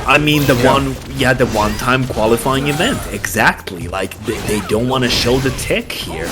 Oh, I love that. G combos they are, and also it is one of those characters that just has explosive damage potential. This character is so... I think this is one of those characters where people could sleep on as well. It's very dangerous to do so. I mean, after the V-Trigger 1 nerfs, I feel like he's a character that is definitely slept on, but look at the buffers from Venom right now, all the way from there, like definitely showing, even if you have a stick and you're trying to poke me with it, it's not safe out there, so watch your stick and watch your normals. Yeah, that was an incredible whiff punish there with crouching jab into the buffer. And it's one of those things that Fox like to do, right? Forward fierce. Yeah, also like Venom showing, like, utilizing those spacing traps. Oh wow, that's actually a huge point to G in this matchup. I want to say that's a huge point in G's favor in this matchup when Falk does the dive kick. She obviously bounces off of you, but like G's anti-air crouch fierce is so good. It covers everything from his front to the back of his neck. So that's actually a really valuable thing to have in this kind of a matchup. I mean, I can't understand it with Phenom. I mean, he's so ahead in points, but I'm really not sure about Rikaman's Falk pick here. Like he's not safe. He needs points. I don't know. I don't know either, but like we said before, it's gonna be the CPT qualifier tomorrow, so they might be, making a tactical decision here, like obviously. So I gotta respect the pick. Yeah, but interestingly enough, he is sticking with Falk. Like maybe he was just like us. He did not expect a G pick, maybe. Yeah, but he is sticking with the Falk right now, so he believes in it. Let's see if he can change it around. And yeah, that P skill is also so good. It's so good. Yeah, it got nerfed, but okay, we can already see Venom is trying to utilize that forward fierce into the standing light kick. It's very similar kind of a spacing trap which he utilizes with Luke because it's exactly the same motion. Like forward fierce into standing light kick. Like buffered standing light kick. So it's like basically the same spacing trap for G and Luke. And he plays both characters, so I think that's like a very valuable thing to have. A similar kind of spacing trap for both characters. Yeah, but finally Rikaman, I was about to say, finally Rikaman it's working in his favor, but just like that he gets crush countered and is gets for game right now. Oh my goodness, yeah. Finally he's getting carried in the corner. Yeah, so far it's a very interesting pick, just like Rita said, for Rikaman. The bait there. He was throwing out a normal and Venom was not doing the spacing trap. Oh my goodness, I'm not sure if that was like a like a premeditated decision or something, but the EX reversal from Rikaman is like, get off me, okay. Yeah, I'm done with the, this. Yeah, we also see the EX shot utilized for the first time as well. And just like that, I feel like Rikaman's also a little bit scared now to throw stuff out because so much has been whiff punished into big confirms. Yeah, he's definitely feeling the fear. Okay, he's gonna get the activation here. It's very valuable. He's gonna be flipping all over Venom's head right now, but it doesn't matter. Venom is gonna activate as well. He's gonna get all the way to the other side, the coast-to-coast special. He's gonna go for the command grab, and this might, the scaling is just too much. He's not gonna kill here, but it's pretty close. He's gonna get Oki as well, and Rikaman is in a lot of trouble here. He still has a chance to bring this back. He has a full critical art on deck, and if I were him, I should spend it because it could be. Oh, it's first to 3. He still has 1 game left. Yeah, it is. But okay, big crush counter, forward fierce. It's still not quite enough though. Oh, it gets clipped by the projectile at the end of the tail there. Unfortunate. Venom is leading 2-0 right now. So now it's gonna be interesting to see if Rikaman will be switching, but I feel like it's been pretty close, so I don't think it's impossible for Rikaman to do this, but obviously Venom is, leading the charge here, so to speak. Oh, he's feeling confident. He's gonna go for Falk, so maybe he has something up his sleeve that we haven't seen yet. Some last-minute adjustments maybe to be taken here, but Venom is looking super strong with the G, I gotta say. And just like that, he hasn't even done much. Just 1 whiff punish and he got him into corner. But what a jump out from the command grab. And now there's momentum for Rikaman. Finds the hit. What is he going to do next? Gets a whiff punish. Very nice. And just like that, gets the stun. No, he misses the max damage. He was going for the post-combo stun. Post-stun combo. He still has Phenom in the corner. But here comes activation for Phenom. He was actually gonna get the juggle there if he wanted to. I'm not sure if he realized that it would juggle from the forward fierce when he got hit out of the air. There might be some unfamiliarity, but I'm not sure. But he's gonna pay big time here. Gonna get command grab. Luckily, V-Trigger is out, but he's gonna get Oki from every knockdown here. Oh, nice! And he's gonna finish with the V-Trigger activation. That was sick, and that actually hit because that V-Trigger activation from Falk's V-Trigger 2, it's notorious for whiffing or not hitting in one of those combos, so that's something that you always kind of gotta fear. Yeah, 100%, and just I don't know what happened to Rikaman, but all of a sudden he's finding these whiff punishes. He is making Phenom think twice about his decisions right now. Yeah. He's doing well. The adaptation is there. Can he keep it up though? Or will Phenom find his other adaptation? But what a whiff punish! Rikaman showing his Falk right now. Okay, that's gonna be activation to make that safe. Oh, unfortunate. Jeez. Jumping down medium punch is just so good. It's gonna eat a lot of damage. He's actually stunned here. He is dead, and it's gonna be set point for Venom in this set right now. It's 2-0 still, but like you said before, Rikaman has been finding these whiff punishes, has been finding these spots, so it's definitely not free at all. No, it definitely looks like that because it's 2-0 right now, but yeah. Rikaman is showing what he got, and he definitely has it in him to keep this going. He does. He can definitely make it happen. But and the beautiful buffer once against G's standing light kick. Such a fantastic tool. Yeah, and the awareness and spacing from Phenom in that situation is so good. Yeah, I love it how he's kind of staying quite afar, respecting the range that Falk possesses, and he's looking, fishing for that. Yeah, he was trying it again. Yeah. Alright, but this time Rikaman got some momentum. B-skill setup. Oh, he's gonna blow up. There you go. He misses the follow-up. Yeah, and that's huge. He should have done the flip kick. He should have done the flip kick. That's so unfortunate because now he's in a world of hurt, and the activation for Venom, this might be over just now because he's gonna get the Oki here, and Mr. President gotta do the combo, and that is gonna stun or kill. It doesn't matter. Venom takes it 3-0. That was so close. And that was so heartbreaking for Rikaman as well. He was one hit away from getting the stun onto Phenom and putting his name on the scoreboard. And just like that, the momentum switch and Phenom capitalizing. That was so heartbreaking for Rikaman. Dude, that is a certified G moment. Oh. Neutral Phenom calling out the overrated, outdated, GGs. long heavy rated, maximum president activated. GG's in the chat. Oh my goodness, Phenom. I love you and hate you at the same time. Yeah, I can get on board with that one. GG. Very beautiful performance to see from Phenom.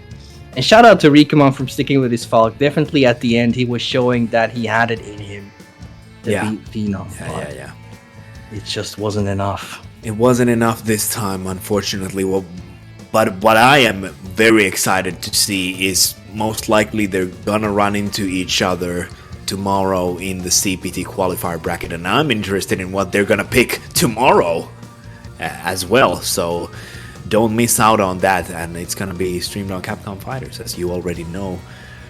So do tune into that as well. Like the Nordic Baltic region goodness is not gonna end tonight. It's still gonna be on tomorrow. 100%. But just like that, Rikaman is not out of it yet.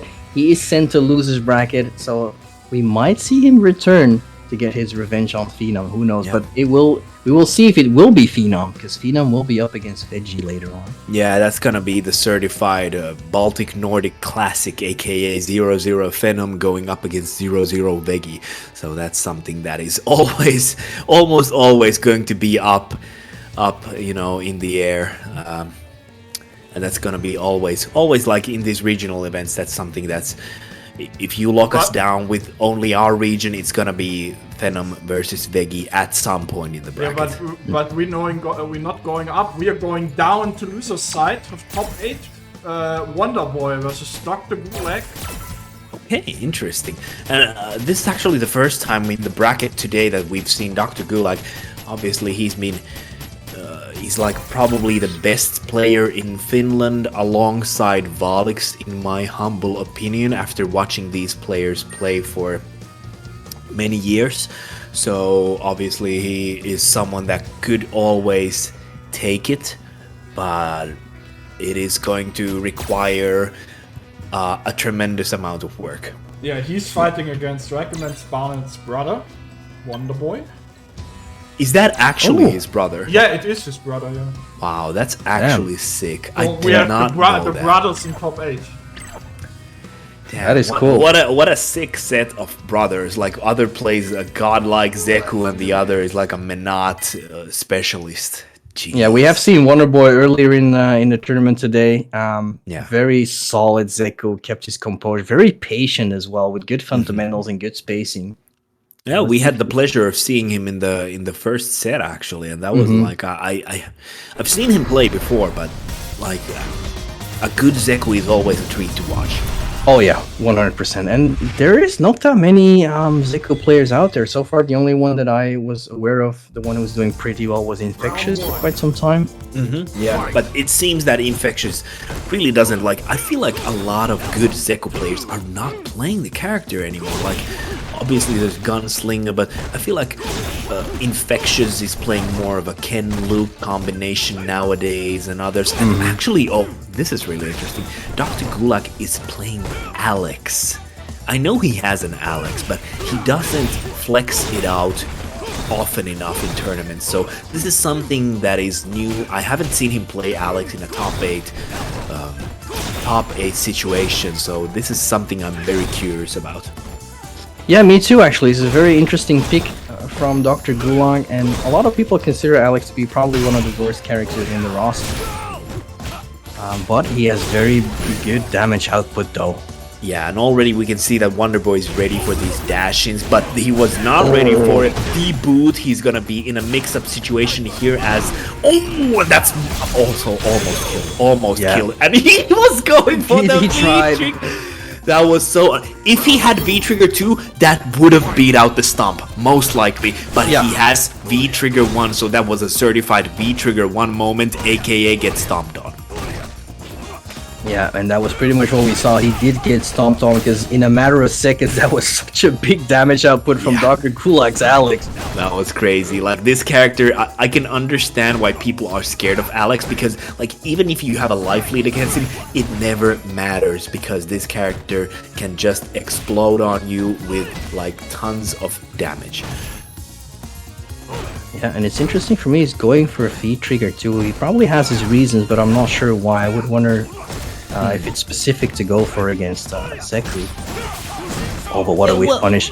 Yeah, well, I think V-Trigger 2 is like, I think if you want to play a solid Alex, I feel like V-Trigger 2 is the better option because it extends your footsies, it extends your neutral, you get Oki almost, like, you get Oki in every situation after like a V-Trigger 2, you get the sleeper hold or the DDT, you always get Oki from that. So I think like overall, I think V-Trigger 2 is the better one for Alex. I feel like V-Trigger 1 is more of a specific matchup kind of thing. Maybe I'm just a sucker for parries.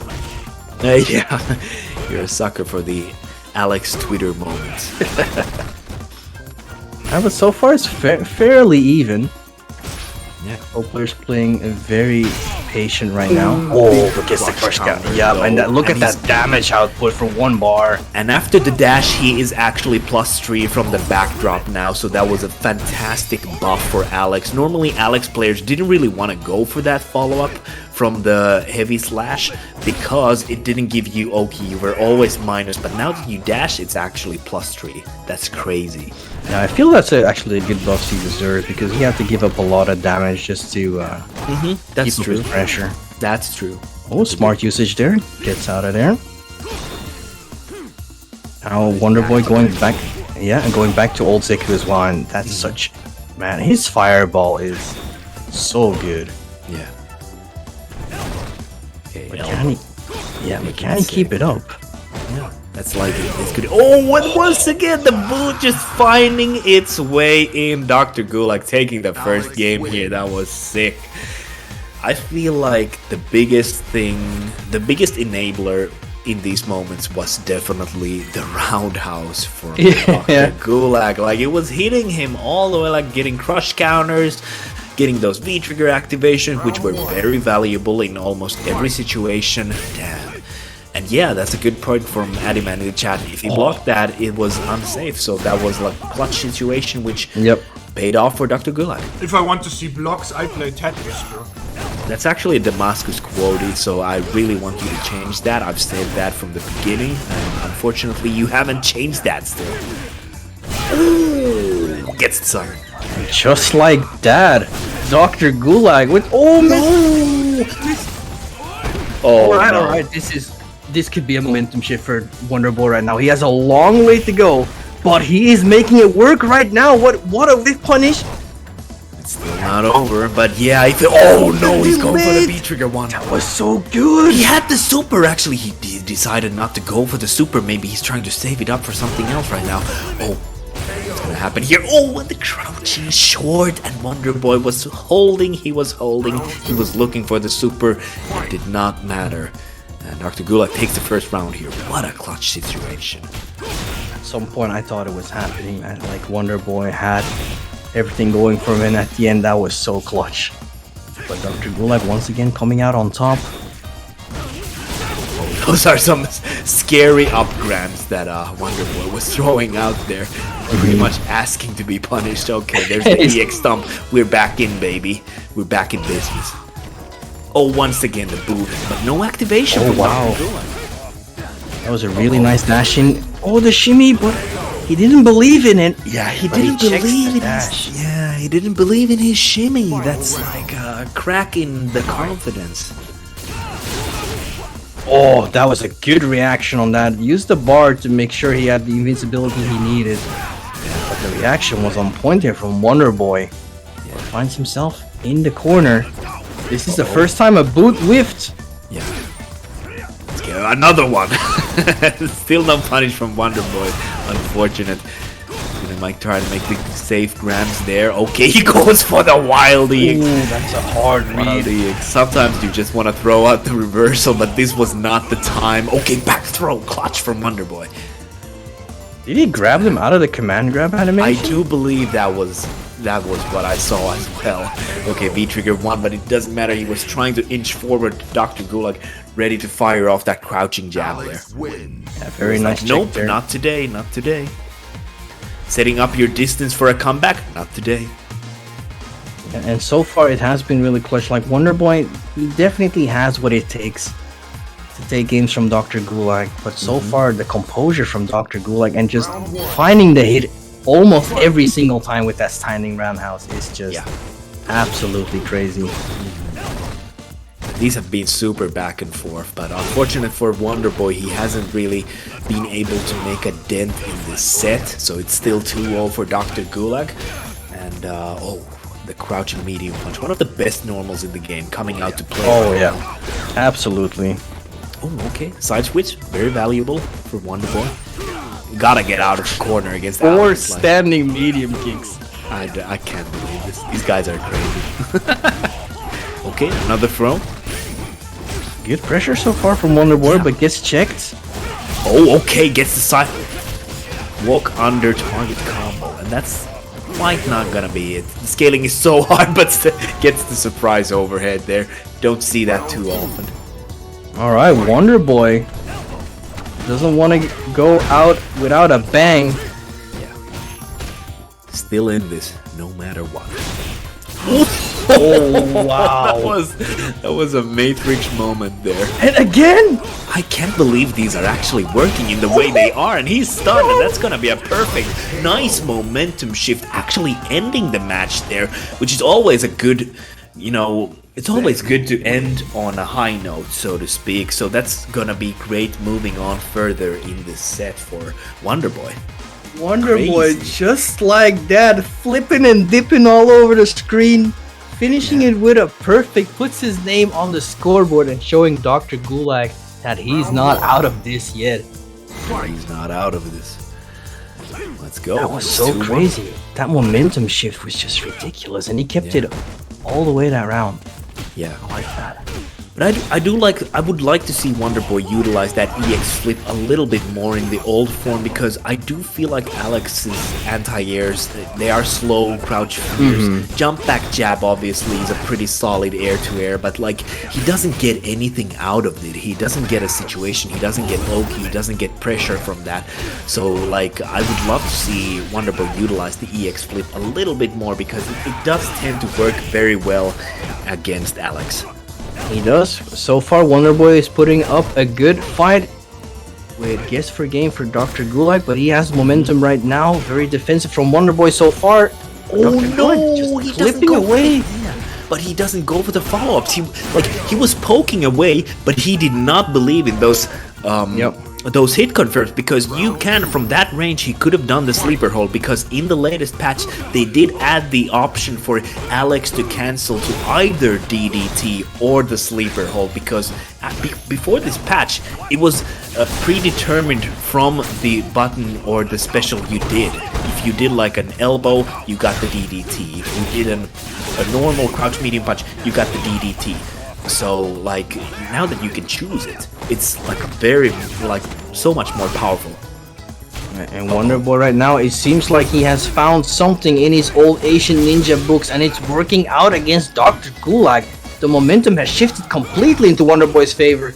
Oh no, what was he cooking? I need to see the recipe. Oh, that was a big mistake from Dr. Gulag, and that was certainly a misinput of some sort, because I can't believe he would go for an EX. Like a normal, sorry, not even EX, like a normal knee drop. Is it time for the Laura or the poison? I don't know, but I feel like Dr. Gulag might just... Oh, he's gonna stick it out with the Alex. He's already knee-deep in this set, so he's not gonna be changing at this moment. And I definitely understand that mentality. So Wonderboy looking really, really good in this set right now, actually. He's making some good adjustments. My man putting the wonder in the boy. He's definitely making wonderful comebacks. He is. It's a miracle almost. Oh, wow, it's so delayed. Yeah, that is so delayed. Oh, that was. Look at him. Now he's doing those EX flips we talked about. Alex is having a lot of struggle with that. Oh, and the neutral jump with the target combo. He's gonna go for the side switch into the Oki. Pressure with the jab. Dr. Gulag has to activate big damage. Over 200 damage. Easy. But this is what we're talking about. None of this life lead matters if Alex can get. That is so unfortunate. Even though, like, the upgrab whiffed, he could have gone for a raw DDT, for example. But, like, Gulag is just... he's struggling right now. Maybe feeling the nerves. He's going in all offensive, and once again, EX flip, but... so good for him. That was Yeah, so good it for him. was. He landed on the same side. Look at that. The flips are working right now. Wonderboy is cooking. What is he cooking? I need to see the recipe, like I said before. Oh, but the elbow hits. On block. Nice crush counter slide there. Again, delayed it so much for waiting for Dr. Gulag to go for the throw. Wonderboy just that's doing crazy. stuff right now and everything works. Everything is working right He's now. flipping and dipping like crazy and it's working out. Oh, and that's gonna be it. He's gonna finish it off with the V-trigger combo, the chain. Unfortunate for Dr. Gulag. He is gonna be dropping out of the tournament, but have no fear. He is on the shared third place, so I think he's still gonna be good, still gonna be wonderfully placed in the bracket, like he's still in it.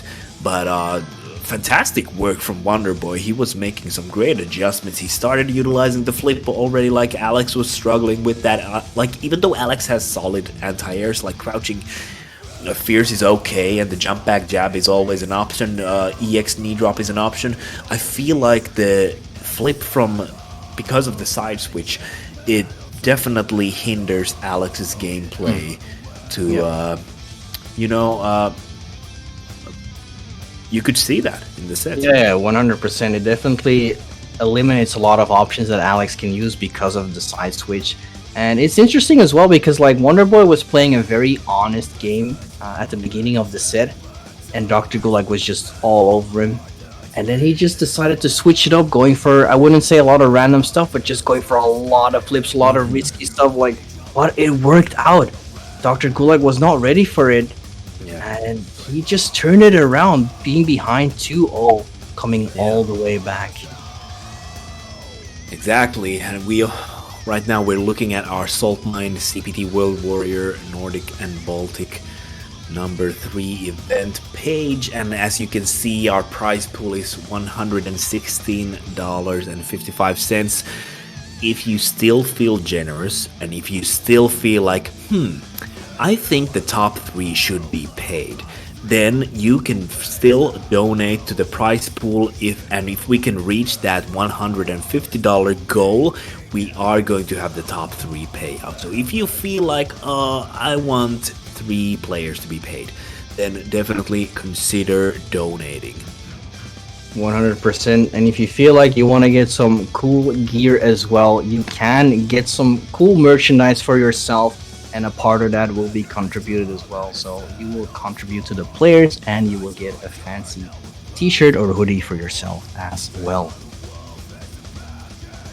Big trues all around, and let's see what we're gonna have next. We're gonna have Recommence Barnett going up in the bracket against Vilios and Kenzai's winners. So obviously we're gonna have Vilio going up against Kenzai next, so that's gonna be Vega versus Blanca, and this is something that I'm really interested in because both of these characters have some aerial mobility, to say the least. So I'm interested in seeing how this one will go down. Yeah, it could pretty much turn into an anime fighter, just as we've seen before. But I'm actually curious to see how this will turn out. Like, we saw VDV playing earlier against Veggie, playing a very neutral heavy game, and it's not something we see a lot from a Blanca player. I'm curious to see if he will utilize that against a character like Vega as well. I mean, so, and that definitely fits the description of, like, Blanca as a character. We all know the memes about Blanca players, like how Blanca players measure their sleep with a ruler and stuff like that. So, like, I think it's a very nice positive surprise that we're seeing Vilio and obviously someone like Ludwig from NA, for example, playing like a super solid Blanca. So So you love seeing that. Yep. And just we don't have that many Blanca players at all. I think in the Japanese side there used to be Nishikin, I think. Yeah, Nishikin, yeah, especially in the Street Fighter 4 days. Yep. He was probably also in Street Fighter 4. Is probably one of the only Blanca players in there as well. Yeah.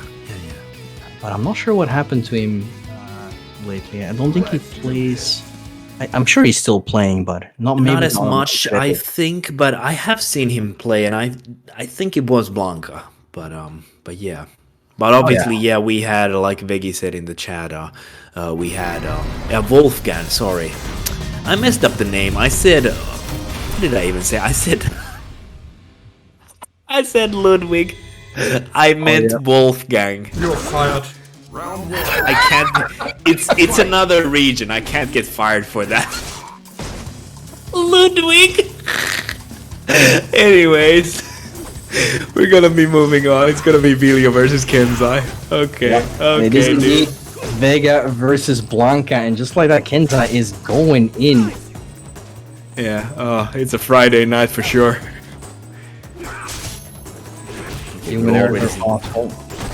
We're already seeing Kenzai utilize that standing medium punch, but right now Vilio has a fantastic situation in the corner. Kenzai pushing forward though. He doesn't want to spend time in that corner against this hairy animal. Indeed, but once again he finds himself in the corner with a back throw and a big damage. Spends the bar as well to get that extra little bit of damage into the V-trigger activation. Finds the hit! And yeah, that's where the V-trigger finds. Wow. Just like that, he turned it around very fast, but the damage output from Blanca is also kind of ridiculous. It is. Okay, stand medium punch once again. Shake my claw. Shake my claw. What a gentleman, Vega. Always wants to shake his claw. Oh, but just like that, back throw again, finds another throw, and here we go. This is where Vega does not want to be. Oh, what a counter! What a counter! Oh, no, not a counter, but like the flick into the, the V skill too. It worked out. It worked out for him. Back to neutral they go. It is a very situational move, but it definitely does have its purposes, does have its utilities in these kinds of situations against these, like, flips or jumps or anything of that sort, wins. Absolutely, but just like that, Vilio pretty fast, to be honest. Like, once Kenzai was stuck in the corner, he was not escaping. He was being Blanca-chan food. Yeah, he was definitely food for the Blanca Jaws. Made a shish kebab out of him. He did. Let's see if Kenzai can change this or turn this around. Oh, unfortunate whiff on the electric there. He was not close enough, and that is something that I do feel like is different from Street Fighter 4. I feel like Street Fighter 4 Blanca's electricity had a little bit more range to it than Street Fighter 5, so you can't really do the same kind of electric pressure that you could do in Street Fighter 4, so that's obviously a thing that has changed from the character since Street Fighter 4 days. Yep. Yeah, and also like his hop is a lot slower in this game, I feel like with it is. Dave. Yeah, and he's jumping general, like he had a super fast jump in Street Fighter 4. Oh yeah, 100%. Alright, Kenzai seems to be doing really well. He's been able to keep it new. Oh, big mistake. They're trying to go for the counter, and Vilio was ready to punish that. Unfortunate once again, misses with the electric. But he's gonna get the. Oh, that was so sick! He avoided the grab there. That was so sick. I think that was actually the flip back, because I don't think backdash, like, if it was a backdash, I think the throw would have beat it.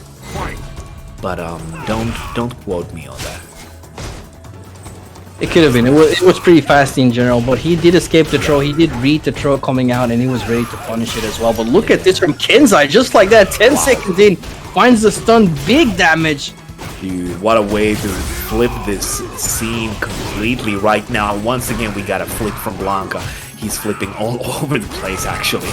Go for the pressure, the plus frames right now. He didn't go for the side switch this time. He's gonna go for a flip. Oh, that's hit so early from the air. He's gotta be ready, but Kenzai didn't finish off that EX Barcelona. Oh, I really like that option.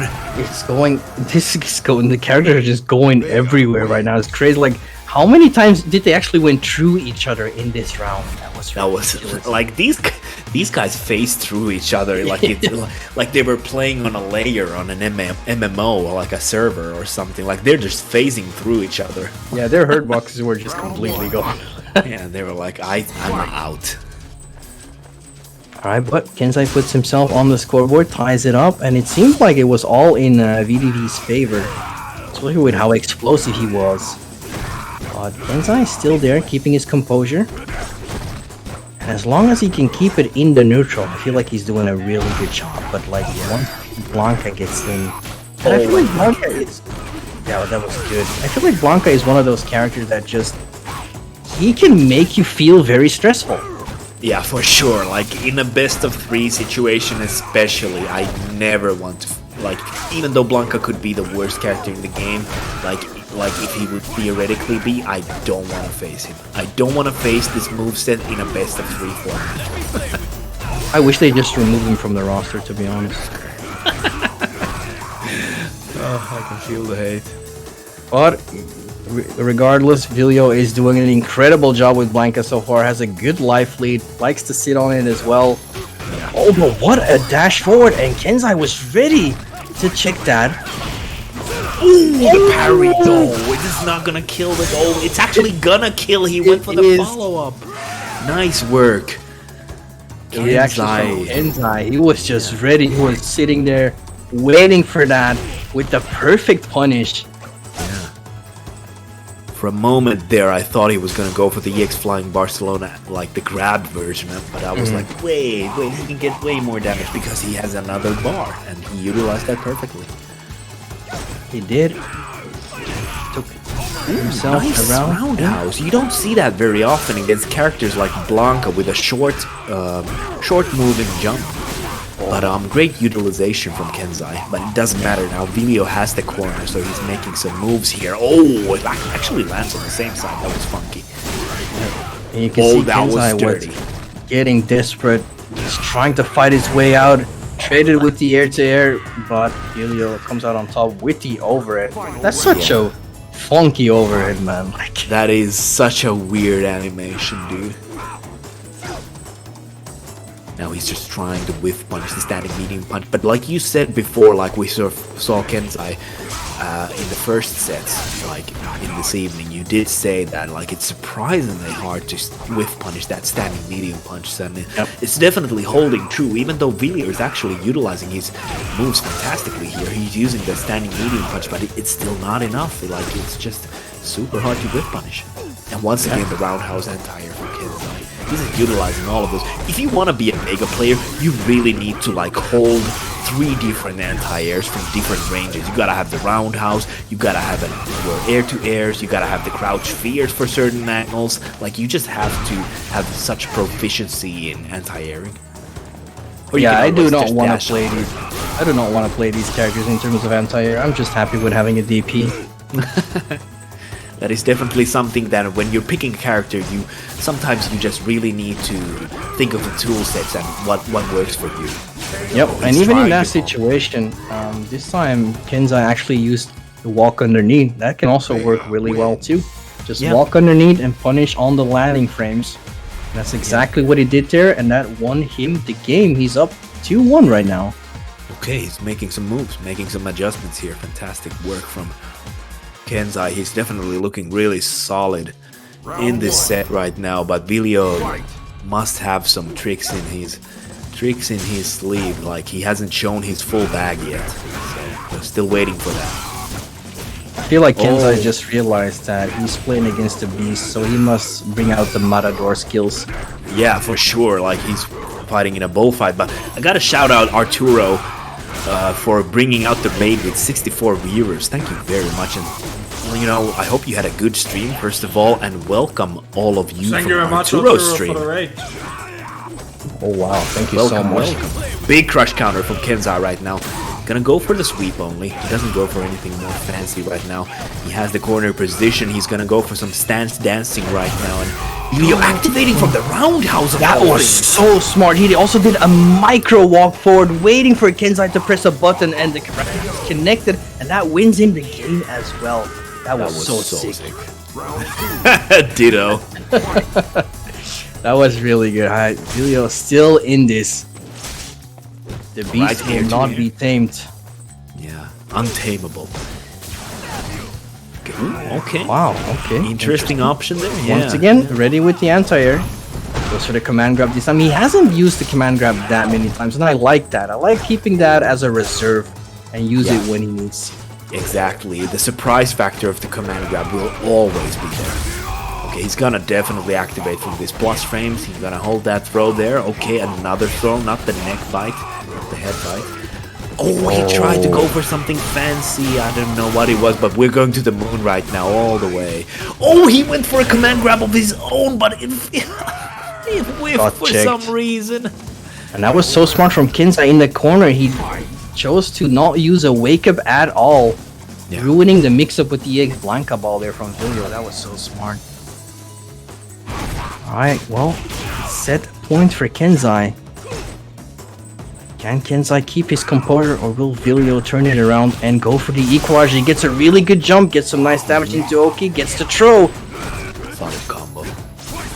Oh, he tried to hop over. Now he's trying to go for the plus frames. And Kenzai tried to flip over. It doesn't matter. Oh, this is a scramble. If anything, this is a scramble. Gonna go Turn for that into follow. anime for a short while right there. This is definitely some guerrilla warfare right now. Yeah, it is. Oh, he went for the counter and neutral jump from Vilio, just completely neutralizing that option. He was ready and willing and patient, and he evens it out with 2-2. We got a set on our hands, ladies and gentlemen. Who will come out on top? Can Kenzai turn this around? It is definitely interesting to see. I'm really... Yeah, I love how they one-to-one copied the gorilla walk animation meme and made the walk animation for Blanca the same. It's one-to-one the gorilla walk. Yeah, the burnout state walk. Yeah, that's pretty. Oh yeah. Okay, getting the electricity here, going for the hop Oki as well. Okay, nice anti-air. Like Blanca's crouching medium punch is such an underrated anti-air. It's one of the best in the game, in my opinion. It is. Low profile, covers the headspace really well. Sometimes even the cross-ups. Oh, Vilio trying really hard now to try and keep up the offense he had, because he had a really good start so far and he's keeping up. That was such a good bait into the reset. Oh, I love that. Vilio is playing out of his mind right now. It's like definitely like some kind of a wild animal. He's putting Kenzai in so many 50-50 situations as well. He has to keep guessing all the time, and you can see it's getting to Kenzai. This is such a fun matchup because all of the both of them can be jumping all over the place at some point. We've seen these rainbow ball into the Matador flip from Vega, these kinds of interactions. Sick air-to-air, by the way. We've seen those before, and it's been so funny every time. You never know what their interaction will be like. Oh yeah, this is StreetFighter like I've never seen it before, to be honest. Yeah. But it's also very entertaining to... Yo, he was looking for that V reversal, but he, unfortunate. Oh, he's gonna get a big punish because you tried to do that in the corner. You're gonna get paid heavily. Look at that damage. Exactly. Oh, and it's close to stone. What is Kenzai going to do? Checks the walk forward. No other throw for you. And he's gonna make it safe. No! He went for it. He risked it all, but it paid off. And Vilio takes Kenzai out. I want to point out the fact that an average Blanca player could have used the V trigger off, could have used it earlier in like a combo, and he did have a combo before, but he decided not to use the last bits of the V trigger in that combo. And in that situation, when he went for the EX reversal, he had some juice left in the V trigger, which secured him the kill. So obviously great play from Vilio there.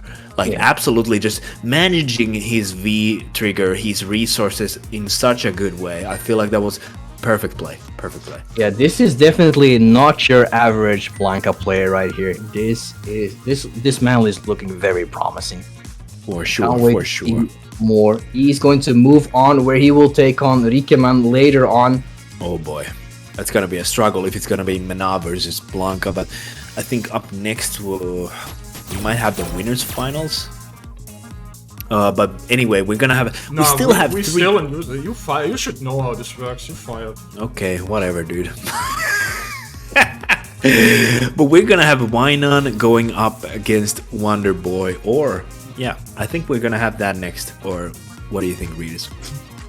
Yeah, why not versus Wonder Boy? I'm sure, because I just saw Rikaman in the lobby and he got booted. He got I like fired. how Caution is always silent, so he hopes I. He's so a smart yeah, guy. Yeah, he wants to be. I'm playing it safe. I'm on you- the edge. If you're reading in the chat, Beggy already hired me, so I already got my future secured, so it's all good, man. It's all good, man. Alright, well, if anyone wants to hire me, just let me know. Yeah. I've only been fired once so far, so I might be good. Like, You know might what have a else we future. should secure? We should secure that we get to the $150 donation goal, so we can pay out the top 2 today. Yeah. Yeah, I completely agree with that. We're just 34 and 45 cents away from getting an extra payout for a third player. And so far, everyone in this top 8 is deserving that, to be honest. So if you have anything to say, if you're a rich man and you want to show off your money, then your contributions are greatly appreciated, and the players will appreciate it as well. Okay, I just got hired by Shin Yaiba, so I'm good. Nice. Thank you, Yaiba. You know that Love to see that. Yaiba actually works for me, so I can fire you because Yaiba works What a for bully. me. What a bully. Oh my god. Like, Yeah. imagine Yaiba being like, yeah, I'm gonna hire you, and then Redis comes in, nah, I'm firing you again. No, that's some like crazy bully action there. I always thought the FGC was a very nice community, but so far I've been bullied constantly, man. Like, I'm sorry for you, my friend. oh, no offense against you, man. Like, you and me, we need to stick up. We're brothers in arms right now. We're gonna form a union, bro. The Oh, we Commentators actually union. should. We actually should get a union so they can stop saying that we get fired all the time. The 'Cause, you know- Commentators union, baby. Let's go. All right, let's get some commentators together and make this union happen. But We gotta stand up to this oppression. exactly. But before we get a union started, we're gonna see Wynon take on Wonderboy, potentially Kage versus Zeku. Once again, it's going to be an interesting matchup, and I have to say, it's been really a pleasure to seeing so much diversity in characters so far in this tournament. Dude, it's I'm been loving crazy. it. We've only seen like 2 Lukes, and otherwise, like it's been almost always a different character. Like that's crazy. Yeah. Like Yeah. I feel like this game it's in such a good spot because there's so many character specialists. There's so many strong regions with their own. Yeah, I strong was about to say- characters. I was about to say you see the same in the other regions as well. Like you don't. There are so many different characters in top 8 or top 60 now. Round one. Yeah, it's been nice to see that Street Fighter 5 took a very good turn at the end of Yeah, the it's season. never been better. But let's get into this. It's gonna be Mina Walnut versus Wonder Boy, and it's gonna be Kage versus Zeku, and I feel like this is probably a pretty even matchup. Oh, nice punish there. Nice, for yeah, DP. nice awareness from Wellman there. It's gonna be interesting to see. I'm not sure if you want to be utilizing young Zeku more or old Zeku. Yeah, he didn't believe on the run punish there, and oh, he actually got a reset there, so that was more damage than he was bargaining for. Nice Aggressive offensive V reverse. Yep, Yeah. I like it. I like when people do that. They keep them in the corner Yeah. because they have no option to like do back recovery at all. Like they get pretty good ulti. Except for like Kage's V reversal, obviously it doesn't have a knockdown. It still gives Yeah. you back your turn. Yeah, that's true. I feel like Kage's V reversal is like not the best. It leaves you standing, doesn't knock you down or anything like that. But like for any character, I think it goes like if it's not a side switch V reversal, you can use it aggressively in the corner, and that's definitely what Walnan is doing right now. And right now, oh, that was unfortunate. He didn't cancel the run, so he obviously was just running in the face of Walnan and getting punished. Like, please punish me. Alright, but here we go. Wonderboy got Wynon in the corner. Backing off a little bit, showing a lot of respect for Wynon here, but he's got the V-trigger on deck.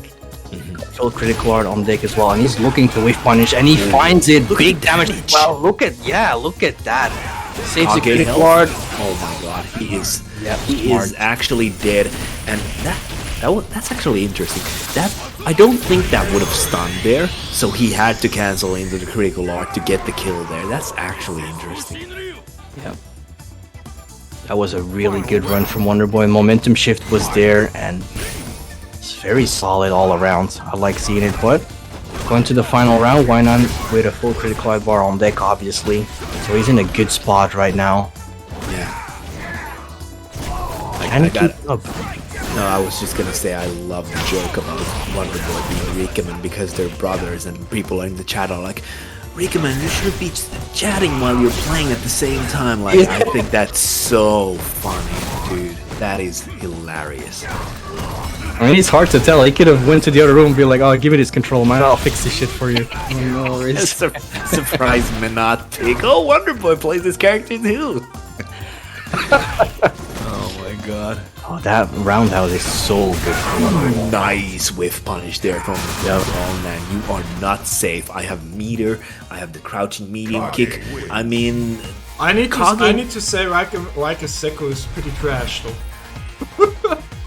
damn. Oh, fair. So this has to be Wonderboy then. And the bullying continues. What can I say? Unless Wonderboy was using Falk earlier, that could have explained a lot of things. Yeah. Round 1. Guess we'll never know. But why not taking the first game? And very back and forth so far between these two players. It has been, yeah. And I was gonna say that even though Kage doesn't have the best buttons, I feel like in Shoto standards, his crouching medium kick is like as good as Ken's right now, I feel like. I think they're like, frame data wise, I think they're like exactly the same or something. I'm not completely sure on that. Oh, what a buffer on the standing medium punch. That was pretty close actually. Up close and personal. Oh, big pressure. Yep, close to stun as well. I can't believe that didn't stun, but it doesn't matter. He's gonna be dead in the next few hits. Oh, nice DP. Spends meter for some extra damage. Oh wow, wake up V-Trigger. But it worked out. Giving himself some space, Wonderboy.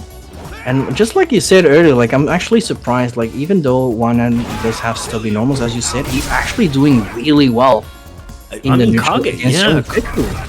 I mean, the thing is that even though Kage's normals like are kind of stubby, I feel like his standing medium punch especially, like it's such a fantastic buffer because like from what you get from the buffer makes it strong. You get an EX Tachu into forward dash, into DP, and like that's a lot of corner carry for some character like this who excels in the corner.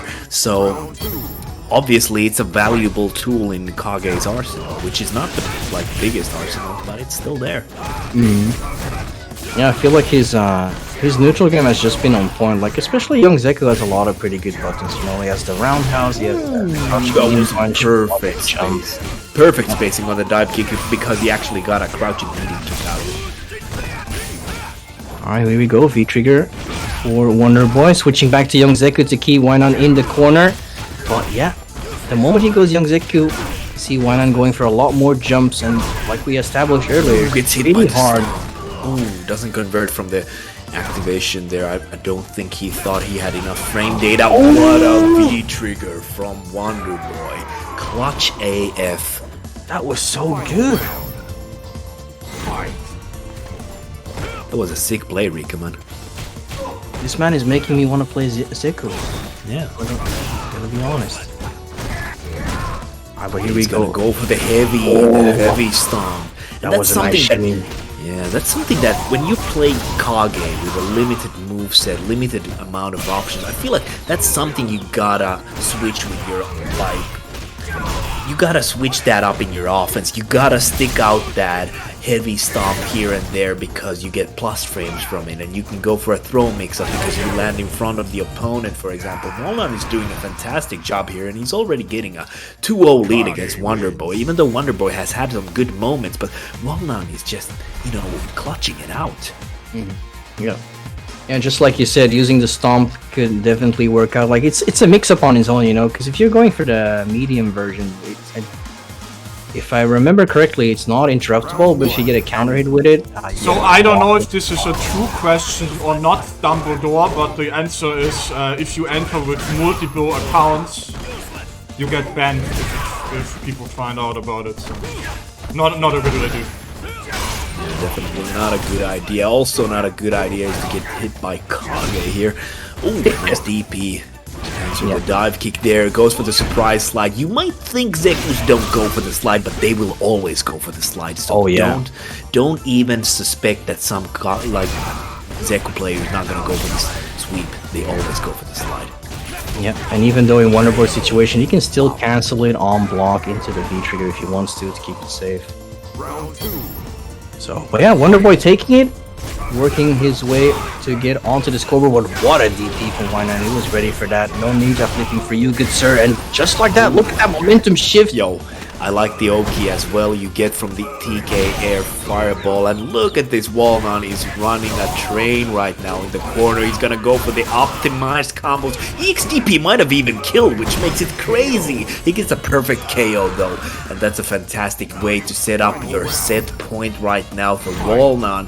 2-0 against Wonderboy. Will he make another wonder happen? That's something we gotta see and find out. He's gonna cash out with the super though. That's actually I was really about to say he's working on a miracle so far. Look at that damage.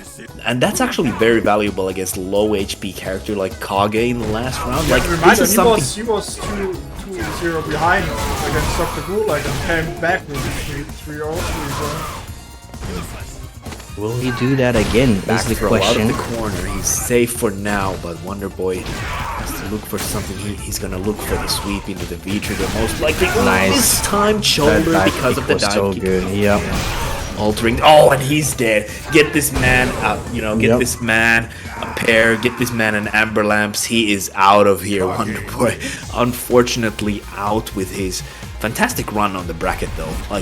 Like I really enjoyed Wonderboy's play, and I hope I get to see him in the future as well. Wynon will move on with his Kage, with the monocle, with the tuxedo. He's just out here out-dripping everyone.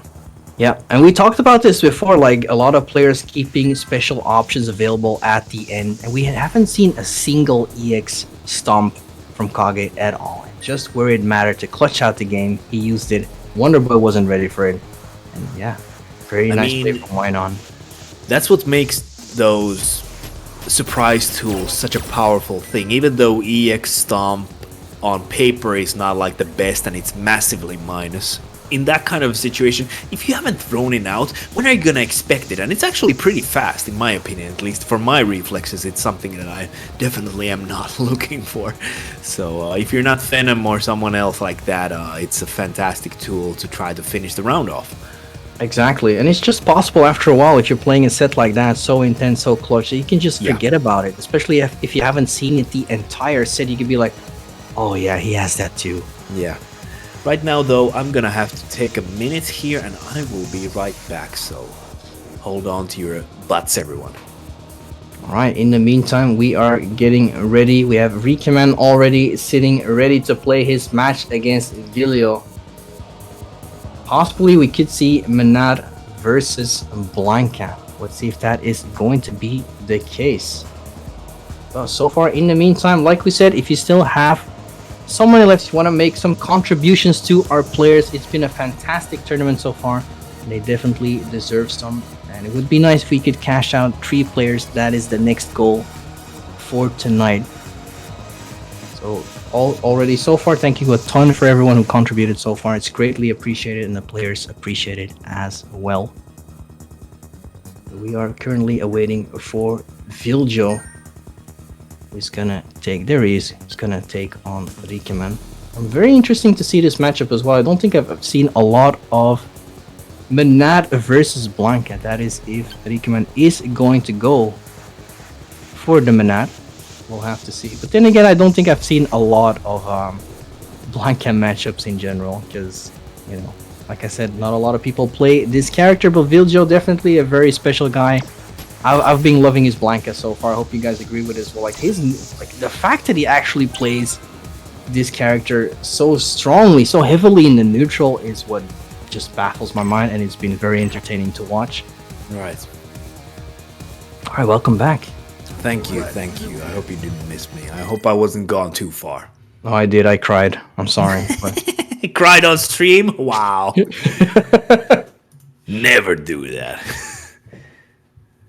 All right, now I was just explaining that we're going to see possibly Manat versus Blanca, and I'm actually very curious to see how Vilio will treat that matchup. I'm not completely sure, but during Assembly Summer, which was a tournament in Finland just last month, like August, I think Vilio played against Rikaman there, because Rikaman took the whole tournament, and Vilio unfortunately didn't place top 3, which is normally a pretty realistic placing for him in Finnish tournaments, but I think they played there, and Rikaman beat Vilio, so I think he has the advantage here, obviously, but Vilio can make it happen, like make some jungle magic. Very offensive play from Rikaman so far with this Manat. Doesn't want to play the keep away game. He's just going in, and it's working out so well. And he took that first round very convincingly. Fantastic. That's actually insane. Like, I feel like Manat, like a lot of people like Manat and Dawson treat them like they are just keep away characters, big zoners, but especially Dawson and like Rikaman is showing here, they can be very offensive characters. Yeah. Oh, just like that, just sends in the ball, goes for the drill. And everything is just working out for Rikaman so far. He's keeping up the momentum. He doesn't want to give Vilio any time to breathe. That's really tough if you're trying to, mount up the offense. Like, you're just not getting any breathing space against a character like Manat. It's like really tough. Yeah, exactly. And it's sometimes really hard to do as well. I can speak out of experience from myself. Like, sometimes it's so crucial to get that breather moment, like in a game, in a round, just to try and rethink what was going on.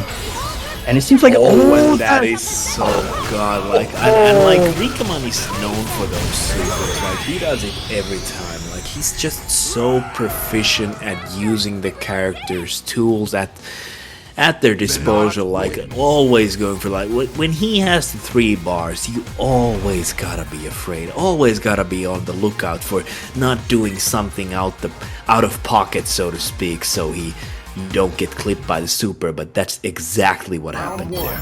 Yeah, he was ready for that Blanca ball. He shifted at that perfect time and was exactly aware that he could punish it with a super. Just like he said, close out the round. But here we go, some momentum with Viljo right here. Can he keep it up? Got Rikaman in the corner. Yo, big crush counter. He's gonna get a lot of damage from that, and gets actually a side switch, which that was really hard. But just like that, gets thrown back in with a back throw. Rikaman finds himself in the corner again. But these zoning tools for Rikaman have been working out really well, mixing it up with zoning and keeping up the offense. Let's go, activation. Now it's time to be scared, Vilio. If you're ever feeling scared, now is the time. Stays in front. That was so nice. Not enough to close it out, but it is guess per game. Yeah. This is really rough for Vilio right now. I'm like, this matchup really looks like a struggle. Yeah. Honestly, on this level at least. Obviously, like, it doesn't, happening at every level, but at this like highest level, like, it's such a struggle for Blanca to make any kind of noticeable dent. Yeah, and at the same time, I love that switch. Like, yeah, that was so good. The crouch medium punch into the hop to get another reset. That was so smart from Vilio though, and he's gonna go for another hop to just avoid the defensive throw, the defensive tech from Rikaman there. That was so good. Okay, I see you, Vilio. I see you. Making the right choices. Okay, don't test this man's reaction because Rikaman is ready. And he will make you throw down. Yeah, he's so good at that. Like, he's anti-airs, supers, punishes, everything's on point. Look at the damage as well. Just throwing out a Blanca ball. Don't ever do that. Don't ever do that against me. Actually ridiculous. Alright, Vilio is finding his way in, but gets caught on the retracting the ball. That's crazy. tries to go for a side switch, but wakes up with the EX, tries to get some momentum Slide. back. Yeah, he tried to get the momentum, the activation from the slide, and that's such a heartbreaker because it completely whipped. And he did the taunt, Rikaman did that taunt. This man is styling. Oh my god. Oh, he did it in the CPT qualifier last year. He does it again. This man is all about the drip, the style, the grace, the everything. God damn. That was so cool, and especially because it was in slow-mo as well. He knew Yeah, exactly what was going on. The finish. Oh my god. So You know, picture perfect. A lot of people could say that it's disrespectful, but in my opinion, it is going to be a mental blow to Vilio as well, and that's what it's all come down to, like mental composure. Yeah, and it's also like a way of showing how good you feel at the moment as well. It's like a booster to yourself. 100%. It works both ways. Yeah. Okay, but Vilio looking really nice in this. Oh, I was just gonna say about the commentator's curse from me. I'm sorry, Vilio, my bro. I'll offer you a beer when we next meet, bro. I'm sorry. Will he spend the critical art? If I were him, I'm probably. Oh, he's okay. Well, the scaling is not like he's gonna get the kill anyway. Okay, that was actually smart. Yeah, just wanted to guarantee the kill. Didn't want to give Vilio any chance to come back because he had full V trigger and critical art on deck. Like, That was is definitely possible. And it's set point for Rikaman right now. He's sitting nice and tight in the lead here. Vilio's got his work cut out for him, to say the least, and I think that's an understatement. Oh, and the side switch, that is so cheap. That is so cheap. Very clever usage of Menat's buttons though, like I respect that. Clever use I of would have the gotten mechanics. Oh, Yep, did I you would've see the hop on interaction with the ball there? Oh my goodness, the retracting ball and the hop from Vilio right now. Nice anti-air though. He is unfazed, even with these weird interactions. He is unfazed right now. He wants to keep the corner. He wants to keep the pressure going. Let's keep it rolling, Vilio. Oh, he's gonna get anti-air though. Oh, Yeah. Nice block side from switch. Vilio. Exactly. Big Good job. Finds the hit. Doesn't get the kill though. I can't believe that didn't kill, but damn, still fighting it out. Vilio, the equalizer, the one round you might need. Let's go. Right, it seems like Vilio might have a shot. Can he put himself on the scoreboard? He's trying to go for a lot of jumps every single time. Leachman has been ready for that. I really like how he's going for those jump hits, because even though you sometimes do take a lot of damage, but it has also paid out, so it's like a mixed bag right now for Vilio. Oh, he's It seems like this is one of these matchups where Blanca just has to trade health in order to get in, and then finally when trade he gets resources. in, yep, Gonna that's get exactly the V what it trigger. is. Oh, now he like needs to make the V trigger work though. Okay, he's going for the straight. That was down. smart. That was interesting. You don't see that a lot, but against a player like Rikaman, you gotta switch it up there. Okay, he's gonna go for the extra damage. He still has some juice left. He went for the command grab, but got V-shift broken. This is so clutch. Can Vilio turn this around? He has a sliver of health left, and this is his entire have life any on the reason. line. What an anti-air! Rikaman He just bits ready. it. He did. And Rikaman was ready for it and eliminates Vilio. Well played to this Blanca legend for sure. But Rikaman just too solid. Very strong Menat play right there. Didn't give. There were little to no chances for Vilio right there at all. It was ridiculous. Very nice. That was a great set. Even though it was a 3-0, like it was far from free or anything of that sort. And I do think that Vilio, I mean, Rikaman has a good track record against Vilio, so that was kind of to be expected. But in these situations, in these top 8s, it's never something that is guaranteed. So, and I feel like Vilio made some great reads there, great adjustments. He kept the ball rolling, even with the weird interactions, sometimes with the ball, like Blanca ball reacting with the retracting orb from Menat there. There were some weird interactions, but I love how unfazed Vilio was from those interactions. Like, he was still getting those nice anti-airs, he was still getting that corner pressure, but Rikaman was just too solid. Yeah, you could see for sure that Vilio kept his composure throughout this entire set, and that was important for him as well, because just like we talked about, it seems like this is not a very good matchup for Blanca at all. So he did very well, but Rikaman, Just too solid there. Also very much on point with everything. His anti-airs, his confirms, his mix-ups. Just as solid as what we are going to see next about Matcherino. Oh damn, yeah. So we got all of our Matcherino code spent, which is always great, fantastic. Thank you to all of those who did the sponsor quests and claimed the codes. But if you're feeling generous, you can always donate a little bit more from your own pockets. Like we said before, if we reach the $150, we will get the top 3 payout, and it's just it is 35% away from that goal. So if you feel like, hey, I feel like top 3 should be paid today, do consider donating. And we do have the marketplace with the custom artwork for Saltmine League as well. So if you want some drip for your donation, feel free to browse the marketplace as well. Gotta say, that merchandise is looking sexy. For sure. Big true. Yep, in the meantime, we are still in the losers bracket, if I'm not mistaken. But before we go into that, we have our weekly schedule. Obviously, as usual, this happens just like the weekly schedule says every week, and that means tomorrow we have the EU Open Bracket. Open Bracket means that everyone who lives in the region can participate in these tournaments, and as a player myself, I can very much recommend doing so because it is a very good way to test your strength against high-skilled players, and let me tell you, they are definitely going to be around. Tomorrow is for the EU Open Bracket, and Sunday it is for NA.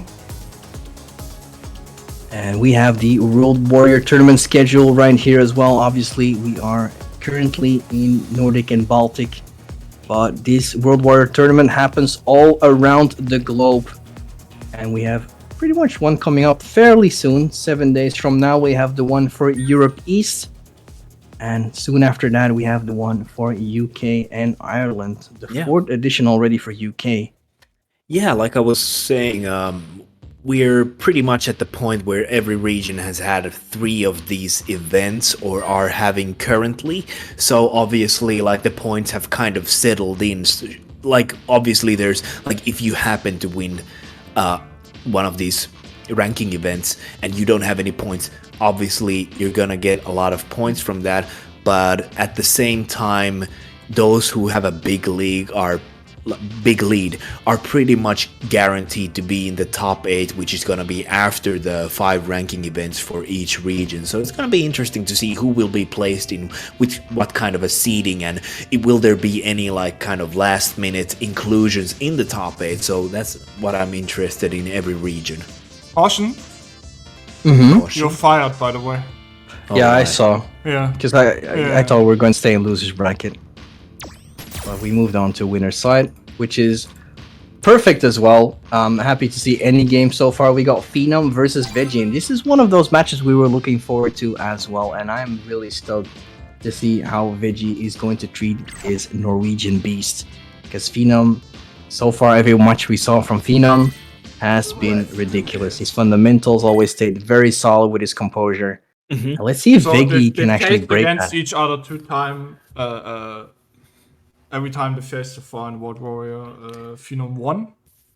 Yeah, and obviously, like, outside of these events, they are training buddies. They are in the same team, the 0-0 Nation. So obviously, they play against each other like a ludicrous amount of games. Ludicrous. Damn, my English sucks. But anyway, a ludicrous amount of games between these players, and obviously Phenom is the expected winner, but I feel like Veggie can, like, in any of these sets, Veggie could take it as well. It's never that clear. Let's see if that is going to be the case indeed. We're starting off Luke versus Birdie as expected. Yeah. I feel like Luke does have very good normals, especially normals that lunge forward as well. But personally, a character as Birdie who has outstanding normals as well, it's going to be very interesting to see how this turns fantastic out. whiff punishes. So I feel like Birdie is not out of it. Like, he can hold it down in the neutral. Obviously, he's gonna be kind of have to inch forward against Luke and his fireball game, so that's where the challenge lies as well. Oh, nice, beautiful spacing on that bait there, and Veggie took the bait there, and he's gonna eat the damage and die for those sins for actually trying to take the throw bait, so you will die for your sins. Yeah, and I do like Phenom's neutral game so far. We're just talking about it, like Birdie does have really good normals. But the walk speed from Luke is also fairly well, and you can see like he's constantly dancing in and out of Birdie's normal range, and I love that so much. Ooh, nice ZX Bullhorn there as well. Like he's in the corner, and this is where Biggie is going to try and make all the difference in this matchup, because he needs to push Venom in the corner here. Doesn't have the V trigger, can't make that safe or can't cancel it into anything. He's gonna eat a stun for that, unfortunately, and I think that's gonna be it with the damage that Luke can do. Oh my goodness, not quite. Birdie is a big boy after all, but he's gonna eat the Oki, the crouch jab into the thick throw. Yeah, that was such amazing play from Phenom. Like the moment he got out of the corner, there was no shot for Veggie at all. He was crumpling in the corner, and Phenom with so much damage as well, especially against the character with Birdie that has so much health. The damage output from Luke is pretty crazy. It is. Even with the health pool of a big character like Birdie, obviously it's gonna make a dent into that HP bar as into anyone else's. And the problem I can also see with this matchup is Birdie is forced to walk forward, as you just stated. Birdie is the one that has to inch forward, try to get in, and that's normally not the game that a Birdie player wants to play. Obviously, normally it's used to like players trying to get in on him. Yeah, he always has that option in most matchups, but in this situation he has to inch forward, and if he ever loses that pushing motion to the corner, he's gonna have to do it all over again, which is obviously not good for him. And actually, Veggie is using the V skill too in this matchup, but he hasn't been able to utilize the bubble gum because he needs the knockdown or some other situation where he can actually set up the bubble gum. Because in the neutral, Luke's options are just too good at covering against the bubble gum. He can't even get it out with the fireball game that Luke has.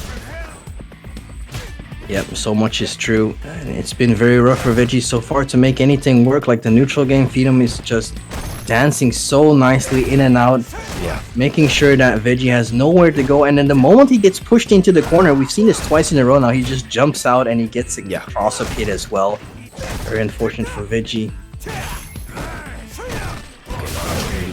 Okay, he's gonna go for the stand. Okay, now he's setting up the Oki, the bubble gum. Okay, he's closing. He gets some free real estate, so he can walk forward a little bit more because Venom had to respect the bubble gum.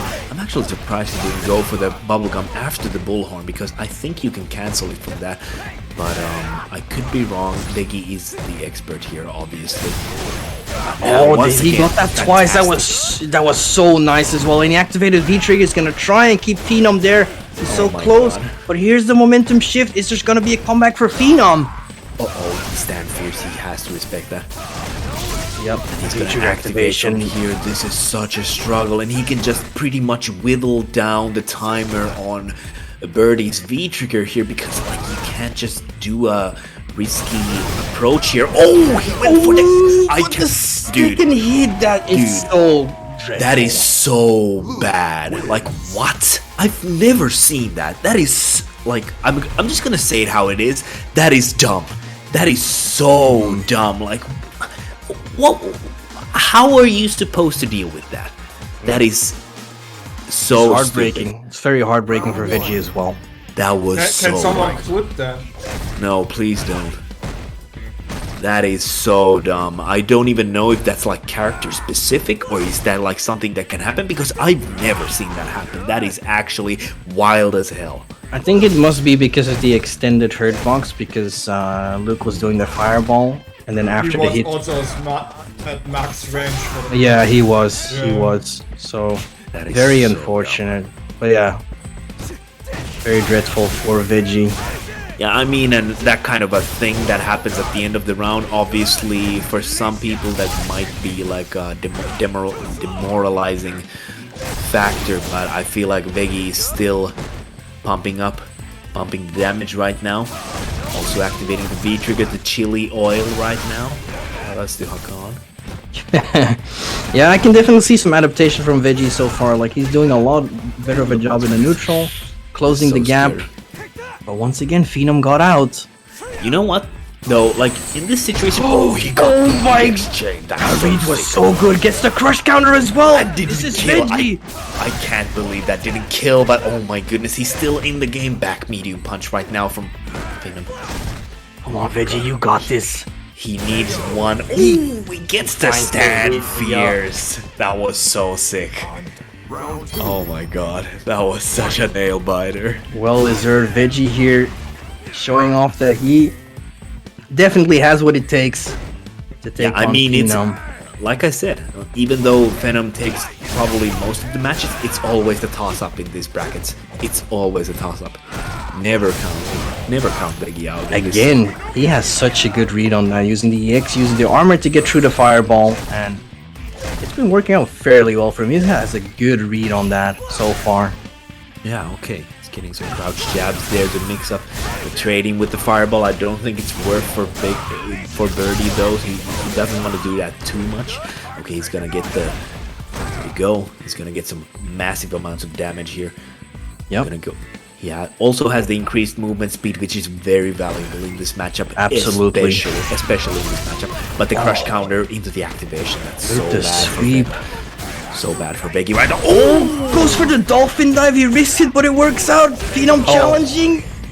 Nice Went backdash. for the YOLO armor horn there. But that's like something I respect. Biggie has played this matchup so much against Venom. He recognizes the fact that he needs to switch it up sometimes. For every 5 solid things he does, he needs to do one crazy thing, for example. Something like that. I feel like that's the mentality where you can actually take these sets. Oh yeah, absolutely. And it's at the same time, like, you don't want to be predictable at all. So going for these random options sometimes is just gonna make your opponent think like, I need to be careful of this. Yeah. Good play from Makes you Veggie so aware. far. Exactly. And he's doing a good job. Oh, he was so unlucky. He had the reaction, but it was an EX fireball and didn't have enough Okay. armor to do so. He's gonna get the Oki here. Nice spacing. He set up the spacing for the bubblegum with the forward fierce there. I Yeah. like that. I like what I'm seeing, Biggie. And he's gonna try to bring out the hammer, the stand fierce there. He's gonna try and do that. But nice crosscut from Venom. He's about to run away with this Yeah. set right now, and Biggie needs the activation here. He's gonna go for the bullhead into the activation from the first hit. Always safe, always guaranteed. Now he has the increased movement speed, he has the armor, he has the damage. Can he make this comeback? It's gonna be fairly close. Phenom has a good So amount of tight. space to work with. So oh, he And had safe the, as well, he had the yep. charge, yeah. And That he's was doing actually plus. so many ambiguous cross-ups. It's fairly hard for Biggie to deal with that, because I think he's afraid to just whip out that crouching medium. Ooh, the Oh, but armor here we go. go. Uses the armor. 7 seconds He's left on gonna the punish clock. that. Can he do it? Oh, he can do that. Blocks He the can deep definitely piece. do that. Kept That his was composure. That was so nice. Phenom risked it, and he had all reason to risk it because he was up 2-0. He wanted to take that risk, but Veggie there keeping his composure, and in a clutch situation like that with 3 seconds left on the clock, that I have so much respect for that. Yeah, that was godlike adjustment. Godlike patience from Biggie there at the end, like just a few seconds. He was willing to wait for the last seconds of the game to try and inch that win. That was Yeah, so good. chat is also clearly on Veggie's side. Yeah. I mean, obviously, because like he's playing the character which is not considered the best in the game currently, so obviously. Nice confirm there. Off the standing short. Okay, here we go. Even creating some space for himself, and this is rough for Veggie. He needs to clear that space, needs to close the gap if he wants to dominate. Yeah, Venom can always whip out that fierce flash knuckle there to get some easy plus frames because he has that V skill 1 in the pocket right now. So he can always whip that out. Okay, that was actually I think that's like neutral, the medium version. If you have the V skill 1 loaded there. Okay, gets the Yes, he's so on point with that, with the reaction on the fireball, and actually doing Okay, something right on now. reaction. That's He the tried to first go- time he whiffed the command grab out, and Phenom Yeah, with the that's V unfortunate. shift. godlike tech from Biggie as well. He was ready for the dash up. Oh, look at the lingering there. Oh my god, he went At for the it. last frame. That Honestly, Round 2. was close. I would have loved to see a normal bullhorn with the armor in that situation, but obviously it's a clutch moment. Anything can happen. It's Look at that. it's a decision you have to make in a matter of milliseconds. Definitely always a clutch. That was so moment. unfortunate there. Like, this is the first time he actually tried to go for the crouching medium punch as an anti-air, and it just got stuffed. Once again, nice tech. He's gonna go for the ambiguous activation here, but Venom was just ready for that. Reversal. Okay. Look at the Look at that. damage. Yeah, it's ridiculous. But the challenge from Phenom, and unfortunately, Veggie has Yeah, that was- to lose yeah. bracket. Unfortunately, that wasn't enough, but holy crap, if I ever felt like that could have happened, it was at that moment, because that set could have gone anywhere. That was absolutely fantastic. Pretty much two of the best players in the region, so like obviously it's always gonna be down to the wire. Certainly Biggie not out of the tournament because he will be waiting in the losers finals against the winner of Why Not versus Recommence Barnett. Thank you very So- much to Sorgmantel for the 15 euro donations. Wow, donation. All right. He says Beko. I don't know what it Bekopeng, that actually means like a weekend money or Okay. week money. Can you Expenses allowance. That's nice. Yeah, what's up? Can you guys do me a favor and not joining the stuff on your own, the lobby on your own here, please? Now, so we need to run a 2.5 minute break, otherwise we will get ads during the top 4. Okay. And I think the chat and no one else want this to have, so... yeah, and you can grab something to drink, and we will be right back in 2.5 minutes. Okay, so tune in 2.5 minutes. Don't go anywhere. Grab some snack, grab some drink, and we will be right back.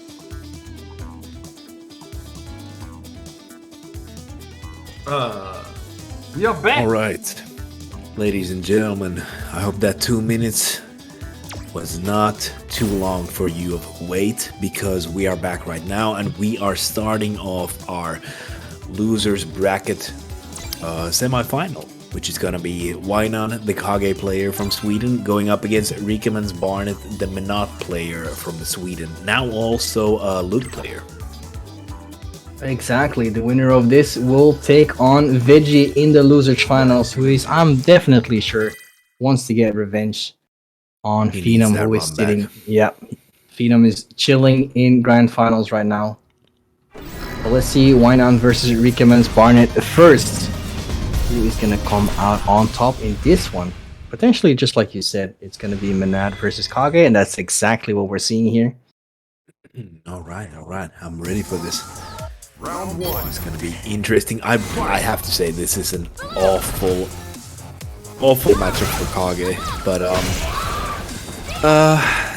definitely can make it work if you get into the corner. But outside of that, it's absolute horrendous for Kage. So all my sympathy goes for Wynan right now.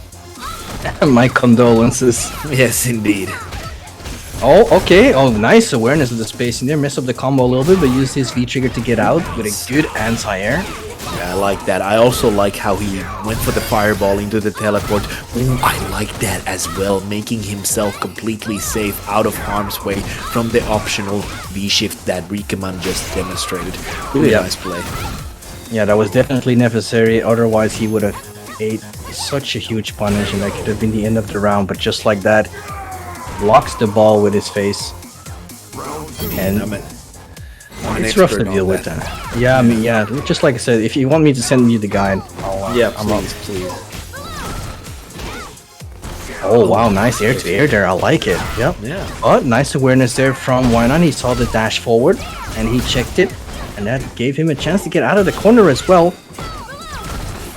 Indeed, and right now, Wynan has the corner, but that can change in any moment. He needs to be patient with the V skill too, as he's already demonstrated. He wants to throw it out here and there, but needs to be careful. Okay, nice activation. He's gonna go for some nice damage here because it's Kage activation. It actually gets some nice juicy damage out of it. Some characters like the scaling is so hard, but with Kage, he gets some decent damage even though he activates the V-trigger. Yeah, just like that, V-trigger for Menad with an entire combo into critical art. Rikeman taking the first game. And I can already see why this is a very annoying matchup. Obviously, Menad, I think Menad for most Shoto players can be very frustrating to play against. Yeah. Mainly because of, like, we didn't see that many fireballs from Kage, and I'm assuming it's because the ball can just negate a lot of the fireball activity. But yeah, Rikeman is also playing, just like in the Blanca matchup, he's also playing quite aggressive. Yeah. Mixing it up between zoning and aggressiveness, and I really like that. Right, getting caught by the slide, actually managing to get a combo out of it. Perfect spacing, gets a nice jump in as well. Look at this offense. I thought this was supposed to be a zoning character. Oh, and the retracted ball just hitting on the last active frames on Wynan, but he gets a nice V-trigger corner carry combo here. Kage's corner carry and the V-trigger is actually fantastic. This was so unfortunate because he had the ball was so far away, was full screen. Oh, look at that combo, big damage as well. And this could be one good combo for Kage to finish it. Wynan, can he do it? Yeah, exactly. Uh-oh, gonna have to look out for the V-trigger still, and that's, oh no, and he's actually gonna get hit there. Perfect confirmation from Rikeman, and he went for the V-trigger. He's gonna get punished for it. Get punished for your troubles. How dare you try to react with a V-reversal? Did anyone order some balls? Yes. Very nice setup there from Rikeman, I like it, but Wynan fighting back, gets the momentum, has Rikeman in the corner.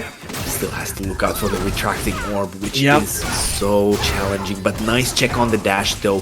He's actually gonna get a jab punish there. Go for some shock here. Yeah, Wyman respecting the ball, backs off, didn't want to deal with it, but eats a crush count right now. That's big damage. And Rikaman has critical art on deck with the V trigger, so potentially this could be over fairly soon. But what a whiff punish here! He's going to capitalize on that using his V trigger completely. Yeah, and he only needed to spend 1 bar for that. That's crazy. Nice optimization there. Yeah, for sure. He has to be like, this is what it's all about. Like, he has to be patient in the neutral, but like outside of that, if he can manage to get 1-2 combos in, it's like pretty much, if he has resources, it's almost game over. Like, Kage does so much damage. It is, and a lot of that damage also came from his V trigger. He made the choice to V reversal there, so again, so it's gonna be rough for him to actually make a comeback, I feel like. But this is a good start. It's a crush counter with good corner carry as well. Keeps her in the corner, gets another crush counter. That's so huge. Needs 1 more hit to get the stun. Oh, tried to go for it, but what a block from Rikaman there. And he is going to get a very nice feature set up into the mix-up. That was so huge, and now the damage killing will be enough for him to get the game. That was so huge. Right on back. My headset just gave up on me. Oh, that's fine. We managed. That's already, yeah, good. That's already 2-0. Damn. Yeah, that mix-up was the reset into the side switch mix-up was so ridiculous. That was I would have just thrown away my controller after that. Yeah. Rikaman with 2-0, just like you said already. Can Wainan adapt? Keep himself alive in this tournament. Starts off with a good anti-air. Good confirm. Neutralizing the neutral jump there. Doesn't matter if he tried to punish the forward fears there from the whiff forward fear from the lineup who was ready to do the. Yep. And like Menat has a very good neutral roundhouse as well, neutral jump roundhouse. Yeah. Covers a lot of range, especially if you have the ball on you. For sure. Oh, interesting trade. I think it worked out in Kage's favor because of the damage and the ball, like, not working properly in that situation. For sure, and Wainan for first in long time has a decent life lead. Man, he's mixing up the heavy stomps as we spoke earlier. Like Kage's need to switch it up sometimes to get the free frame advantage there. And even though there's a risk, of getting interrupted there, that's something that you need to. Oh my goodness, that is so cheap. He has so hyper optimized that he even went for 2 of those anti-air grabs into the back throw to get maximum meter build there. Now he has the super, and now Wainan cannot do any kind of unnecessary risk or whiff. Like, this man is just too big brain for his own good. And the ball was retracting, but the forward dash managing it to hit Kage on the way there. That's crazy. Incredible. Wainan fighting for his tournament life here. He is close to stun and he's stuck in the corner. He activates V trigger and spins a bar to get out. Very smart decision to relieve himself from that situation. Look at that stare down. He's just standing because he's afraid to do anything unnecessary. That was a nice confirmation from the counter. He's gonna actually go for the super. Goes for the animated version. Let's go. Very good. He needs to spend it because his tournament life is on the line here. He is close to winning this round, but he risks it all for going for a DP. And Rikaman messed it up. What is happening? He's giving this man another chance. And Wainan takes the chance for sure. He's like, I'm not gonna waste this opportunity. He's like, let me get one of those chances you got there. Oh my goodness. It's like, that was Wainan basically saying, it's a low-hanging fruit, but it's still a fruit. 100%. Oh, Rikaman, not happy with that. Working on closing the set here. Love that interruption with the crouching medium kick from Wainan on the orb retraction there, making it not being able to hit on the way back there as well. Yep. Yeah, and it's nice from Rikaman as well. Like, every time he retracted the ball, he makes sure that he keeps checking Wainan with a crouching sword. So just like you said, air-to-airs as well, on point right now. The activation, making the EX Tatsu safe. I like smart. That. Yep, Yeah, keeping very himself smart. alive. He's at the edge. He's at the verge of being eliminated, but he's dancing in and out has been so nice. He's trying to fish for that. Standing fierce. With death. Oh, he went for a risky teleport there. Yep. Very good V shifter from Rikkiman. Yeah. Probably the best thing he could do without taking any major risks. I was probably looking for like a V reversal or something in that situation. I don't know. Oh, and the super yeah. hit confirmed just on point here. Rikkiman's Barnet goes up with 3-0, but I gotta hand it to Wynon here for making this matchup, which is awful on paper, look like something a little bit more manageable. So obviously shoutouts to Wynon for making it all the way into top 4 here in this tournament. Wow, like Kage. Yeah, very nice performance from this man, and just like you said, it is a very rough matchup dealing with Menad. Yeah. But he made it seem like it was pretty manageable. Like he had a good read on Rikkiman, and also a player like Rikkiman, like he's solid all around. We've seen it countless times in this tournament so far. So yeah, congratulations to Wycon for sure. That was Wynon, excuse me. That was really nice. Yeah, so before we do losers finals, I need to say we are only $19 away from paying out our top 3 today. Ooh. We That are would be very nice. Very, very close. So Yeah, so please, if you have a lot of bucks to save, it would be very nice. Just like Rita said, we can pay out 3 people on this tournament. So if you have a little bit of money left, if you want to get some cool t-shirts as well, or just want to contribute some of your... yeah, thanks again to Saltmine for the 50 euros. Yeah, and there was a big contribution as well earlier on with $50. Obviously, thank you for everyone who claimed the codes and did all the work. It's just a couple of clicks, but we appreciate you guys just handing some free money for these players because they all deserve it, obviously. Yeah, thank you for that so far. Yes, indeed, and we're gonna be following up with the losers finals, which is gonna be Beggy versus Rikkiman's Barnet. So that's most likely gonna be Menat versus Birdie, but it might be Colleen from Beggy as well. He has been playing Colleen, for example, but it's up in the air until we see the characters, obviously. But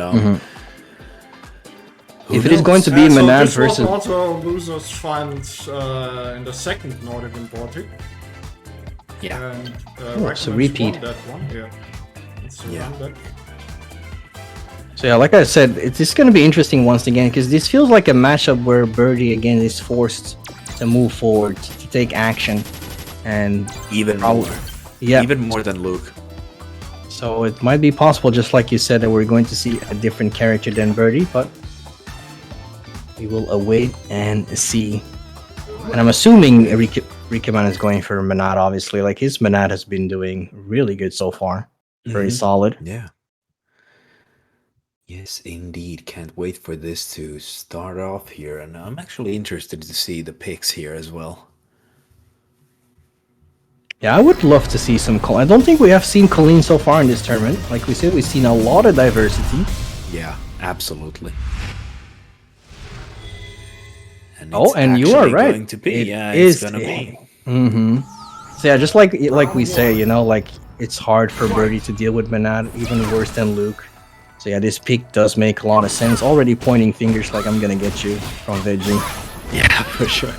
Veggie rolling the German colors, I like it. Honestly, That or the Belgian colors. That's how you no, look I at think it. that's the No, McDonald's you're costume, fired actually. for saying that one. No, that's the McDonald's colors. Like, if you agree with me, then I respectfully disagree with you. Like, that is the McDonald's jumpsuit. Well, if I get some French fries with it, then sure. But anyways, losers finals. There's a lot of life lost already for Veggie. And look at that, just that neutral jump roundhouse. So good. Oh, that was smart as well, getting through. Wow, he double instant over. Another That's instant close. over, just tap dancing on your head. He was like, okay, that didn't kill. Well, let's do another one. But I do feel like this matchup in general is just much more manageable than anything that you could do with Birdie. It's like, absolutely. Nice challenge there. Obviously couldn't confirm. It's unfortunate. Oh, that was so nice. Yeah, caught out the retracting the ball. Gets a good combo. Yeah, and the into corner. corner pressure. Yeah, the invaluable position against a character like Menat, who doesn't have the best defensive tools. So obviously you want to get yourself in a situation where it doesn't matter that her mid-screen control is like the best in the game. Back throw from Rikeman. Nice damage from Biggie. Got to use that V-trigger pretty nicely there. Got some nice damage in. Get some nice pokes, but this is it. This is where it all could change, and it gets hit, and just like that, Rikeman with a sliver of health left takes it back just because of that V-trigger. Menat wins. It was a little bit unfortunate because Veggie's usage of the V-trigger didn't really work out for him. Yeah. And I can see why he's going with that V-trigger, obviously just to close the gap real fast. Especially against a character like Menat. Yeah, that's just like the situation where you're in your last legs and Menat activates against you. It's just so tough because like you need to be aware of so many different mix-up opportunities, like the instant overheads, the side switches, the constant pressure with the little orbs. I call them orblinks, by the way. So the orblinks coming at you, and like it's just so tough. Like you need to, like, it's down to guessing at some point because you can't just hold every single mix-up that you can do as Menat. Exactly, and just like that, we're already seeing a character change. So I wonder if he actually feels a bit more comfortable with Birdie. Yeah, maybe he was testing the waters and wants to run it. Oh, okay. Maybe we're gonna see a V system change here. I'm not sure. I don't think anything changed here, so maybe he just wanted to take a breather there. Yep, maybe just rethink what happened. Obviously, like, he was doing fairly well with Colleen, like, let's be honest, he had a good chance of closing it out. So maybe he just wanted to rethink his strategy, just rethink what happened in that first game. See if he can adapt. Yeah, that is true. And so far, it's been working out fairly well. But every time that ball, man, it's just looming. Yeah, it's always there. Like, oh, that was a fantastic buffer once again from the standing fierce, or, you know, I hate to confirm, but that was nice work anyway. Absolutely, just neutralizing the orb. I do like Veggie's spacing so far against Rikeman's that's gonna be big damage as well. And it's gonna be a hard knockdown as well, so you get the ulti as well. Nice side switch. Doesn't spend a lot. Rikeman doesn't need to spend the meter here though. Gonna go for that activation most likely soon here. Yep, this is where it all comes down to. Yet again, Rikeman has that V-trigger on deck, and he has the critical art as well, so he can close it out if he gets a good hit with the V-trigger. There you go, that's the activation. Now it's time to guess. Alright, Veggie spin the bar, he wants to get out of there. That's actually good. He got rid of 4 orbs already and ends it with the shimmy. That was crazy, man. Fighting back. Yep, gets 1 round. Let's see if he can keep it up. So far, we've seen a huge difference between, like, for example, Rikeman and Kage. Like, I know the matchup is a lot harder. Yeah. Veggie actually has some pretty good reads on what Rikeman tries to do. That was so unfortunate, and that was such an unfortunate whiff on the counter there. Yeah. You hate to see that kind of thing happen. Yeah, especially when you have the right idea. Yeah, and obviously Rikeman is running away with this round right now. Well, he did manage to get rid of the super. Master, I really did it! And Veggie almost having another super on deck. So at least he got that going for him. Final round of the second game. Can Veggie put himself on the scoreboard? He definitely has shown potential so far that he can take no on punish on Rikeman. that. Yeah, at the end, the reflect there that completely whiffed. Biggie could have gotten much more out of that, but honestly, it's such a rare situation that like never happens. So obviously, you're not ready for that kind of situation necessarily. Yeah, and so far, Rikeman has been trading with these airs from Veggie, and it's been working out for Rikeman as well, because every time he has the retracting ball ready to go. But once again, that standing fierce into the buffer, and it's been happening every single time when Rikeman is trying to retract the ball. Nice awareness from Veggie, but once again, we're in the same situation. He has to block all these orbs. And Nice he's gonna get blocks though. so far. Yep, he is. 2 orbs left. 1 more left. Still need one more guess, but Veggie doesn't have a lot of resources. I had a feeling. I saw him just whiffing the jab out constantly, and I had a feeling that was going to be a buffer. That is absolutely mind-bogglingly insane. Just the ability to consistently pull that off is just crazy. Rikaman is definitely the best Menat player in the world right now. Yeah, that was indeed absolutely ridiculous, especially just like you said, like he was whiffing jab after jab, like consistently doing the super animation after that. It's not easy. Oh wow, look at that. Stays in front, gets a nice combo out of it too, sets up the ball again for another nice setup. Yes, indeed, setting up the orb once again, returning it back. Okay, getting the punish there. This is so rough for Veggie to deal with, but he's gonna activate V-Trigger in order to close. Yeah, that's the thing, like, even with a character like Menat, you're still gonna be having trouble. No, sorry, even with a character like Colleen, you're still gonna be struggling when you're neutral. It's not as bad as with Birdie, and that, holy crap, that counter took a lot of damage. Yes, it does. That was a big chunk. Still doable for Veggie, but once again he finds himself in the same situation, pretty much low on health. Recommand with V-Trigger on deck and Critical Art, and this has been the same situation every single time. Finds the sweep with activation, tried to go for a parry. Oh, it's a spooky moment right now. Pixel of health left. Unfortunate, he was trying to get some pressure there, but unfortunately the orbs were still there. Sometimes you just gotta try and take the risks. Set point for Rikaman here in the losers finals. Can Veggie turn this around? Yeah.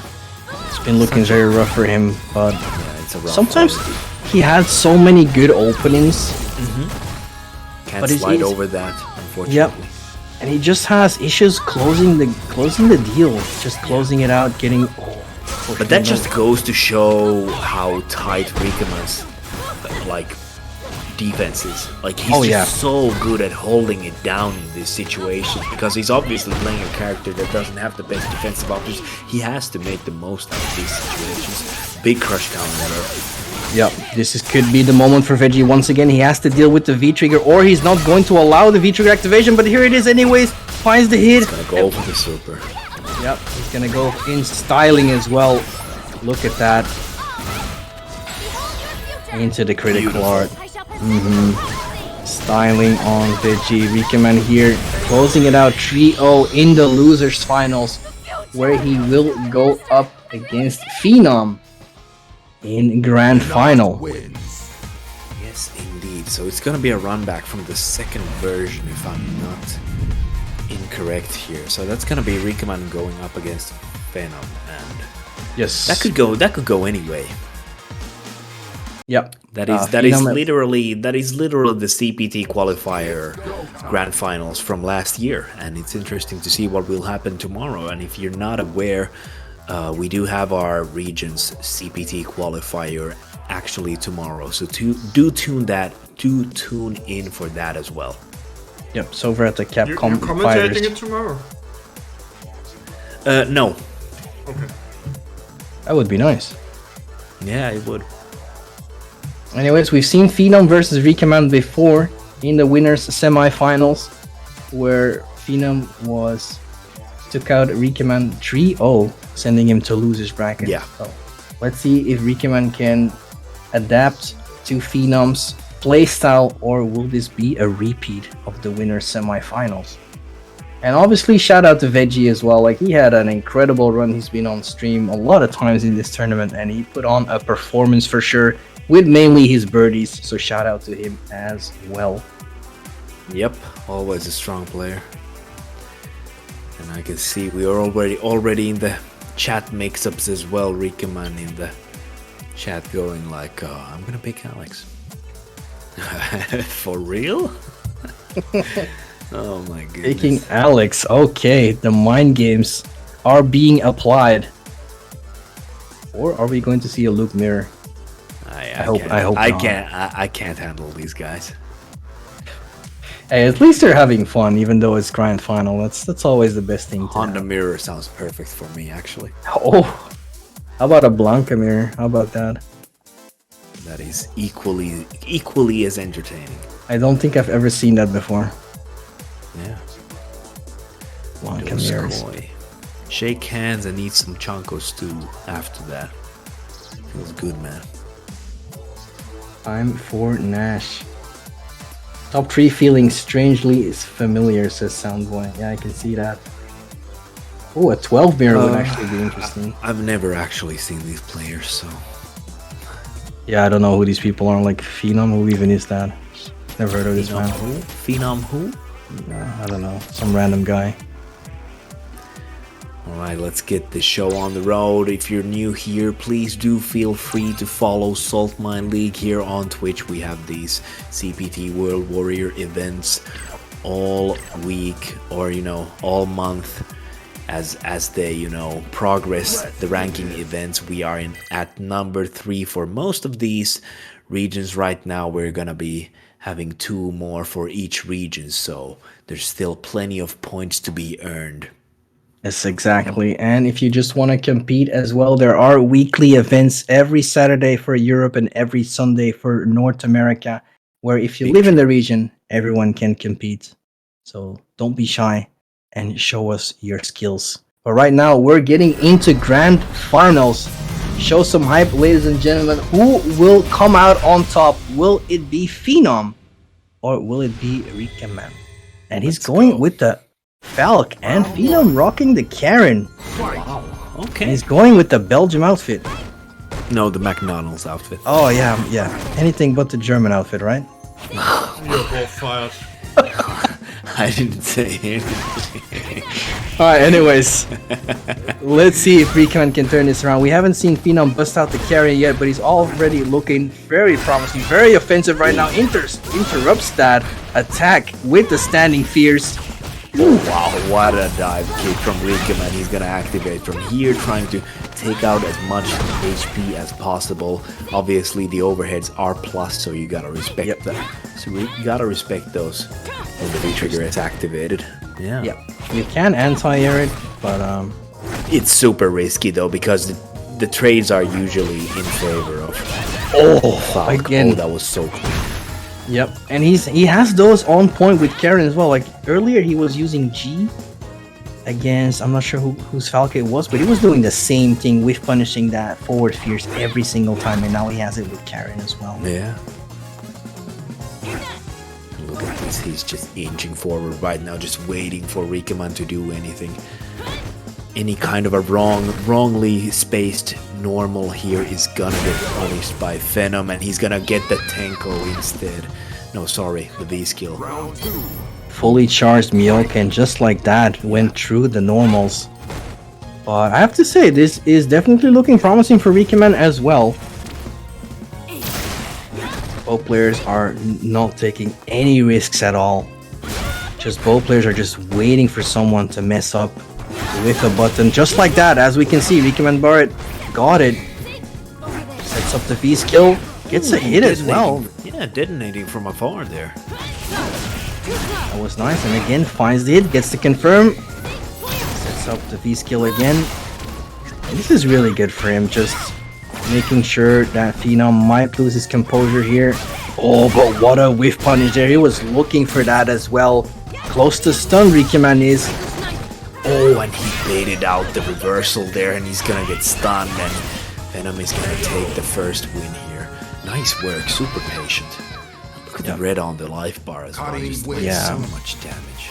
And this, Karen is also once again one of those characters that can dish out so much damage, and it only takes like just a split shift of momentum for Karen to go crazy. Like this entire round was all in Rikaman's favor.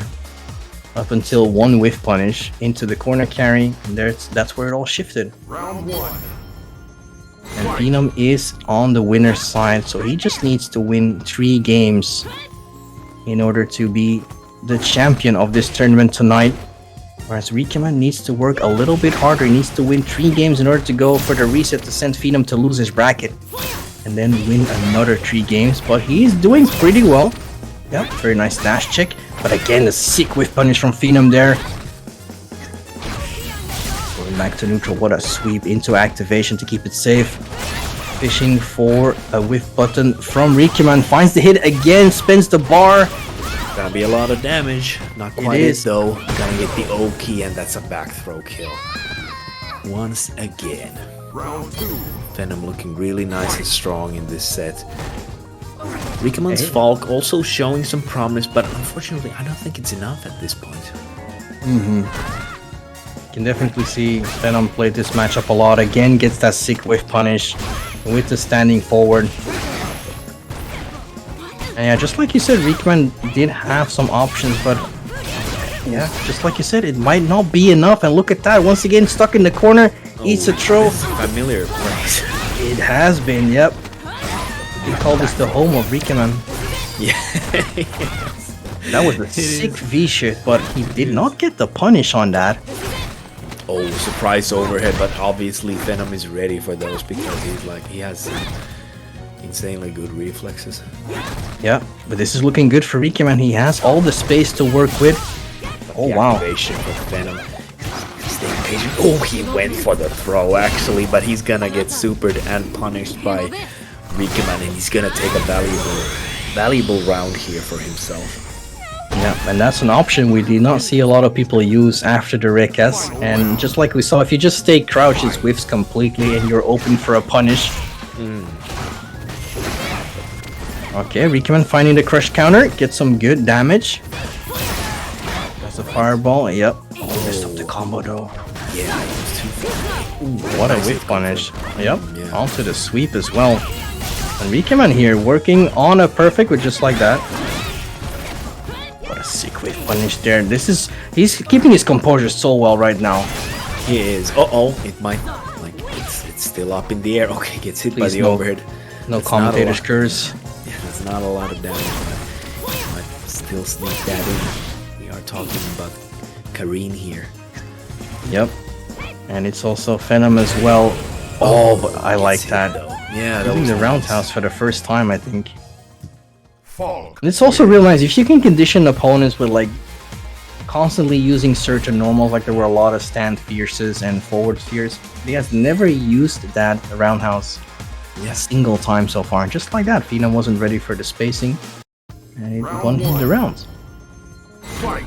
All right, Rikkiman putting himself on the scoreboard here against Venom. With some nice adaptations so far, I have to say. Can he keep doing that is the question. Venom finds a throw. But the good thing about Karen's, or like in case of Rikkiman, like Karen's forward throw is not that great.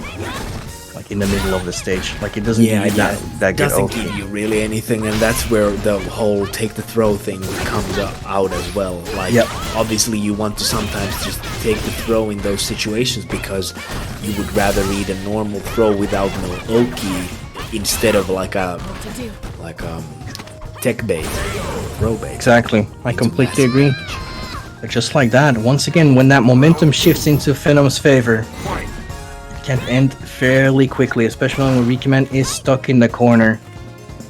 It's hard for him to get out, but as long as he can keep his composure and keep it in the middle of the stage or in his advantage, he is looking very solid.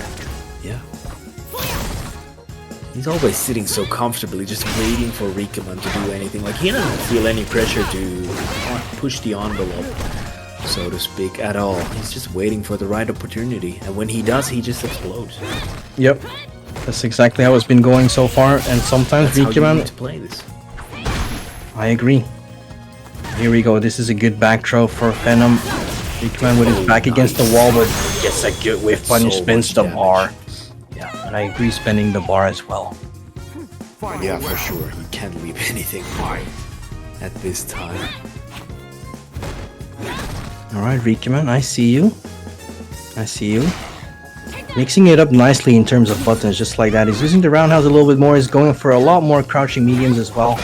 Yeah. Just to mix it up, as you can see. And Phenom is just trying to guess right now, which is really good for Rikkiman. Oh, but what a shimmy. throw bait. Yeah, Venom just looking really nice here, sitting in the corner. Nice confirm as well. Yep, just like that. When he gets close, it's getting rough for Rikaman. Trying to fish for another shimmy, but he was not taking the bait. Yeah, he even like tried to bait twice. Like, look at the layers in this match. Like, this is incredible. Like Venom has to bait the throw so many times for Rikaman to actually bite on it and, you know, get punished for that. Like, that's, you can just see how much effort Venom has to put into the whole baiting, because Rikaman is not known for like baiting, like trying to tech the throws all the time. So it's like crazy how many layers you can just clearly see in this set. Yep, and that's the beauty of this game as well, I feel like. Yeah, when you see stuff like that, when you realize it. And actually, to be honest, like, Venom hasn't gone for a lot of throws to establish that pattern onto Rikaman. He hasn't had the need to, yeah. And look at that, so much back and forth movement. What to do?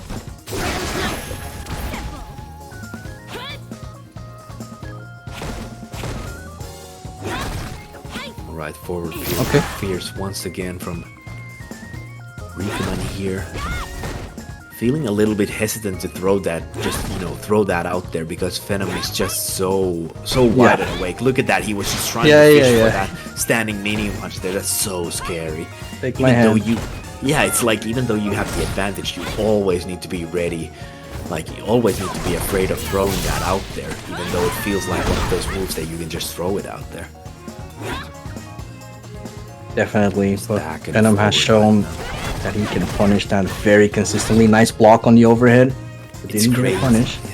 It's crazy how much they're just moving back and forward. There's so many layers. Ooh, gets caught by the V-trigger there for a moment. Ooh, unfortunate. And gets the sweep. Perfect punish there. That's Venom working on tournament point. Yeah. Exactly, yep. Venom is one round away for crowning himself the champion of this tournament. The three-peat.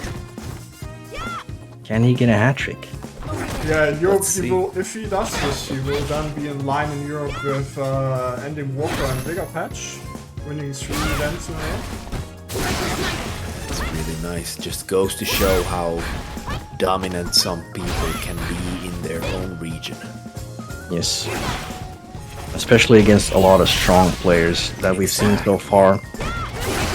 That's the thing. Nice DP. He was ready this time. Doesn't want to take any of that pressure, but gets hit by the EX Tenko. It's gonna take a lot of damage here. Actually takes the throw this time. Another one. Let's make it the third one. There you go. Is it gonna be a fourth? No. Blocks it. And the standing medium kick, aka the round finisher. Venom is going to take the World Warrior number 3 here in Nordic Baltic region.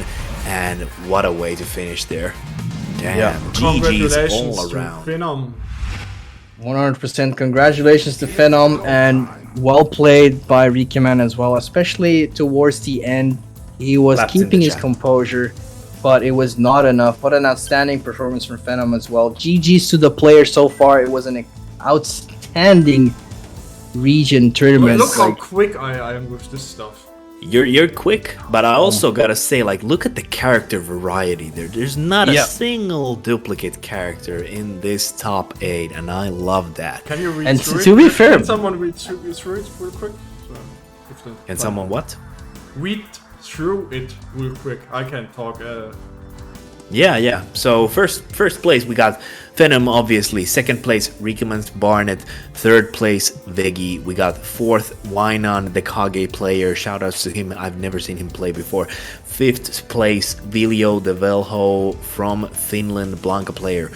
Fifth place also shared spot Wonder Boy, the brother of Rikaman's Barnet.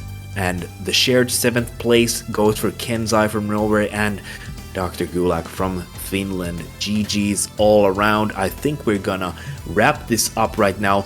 My name was Olvaha. If you don't know, feel free to follow me on Twitter. I post FGC stuff mostly, some funny memes, and I was joined by Caution here to tell about yourself. Thank you for having me, man. Yeah, my name is Caution. I'm doing a lot of different stuff. I'm being a commentator for StreetFighter 5, obviously, and I'm also doing some commentating for real-time strategy games such as Command and Conquer. I stream that usually like 2 days a week, along with some Street Fighter as well. I keep up the diversity.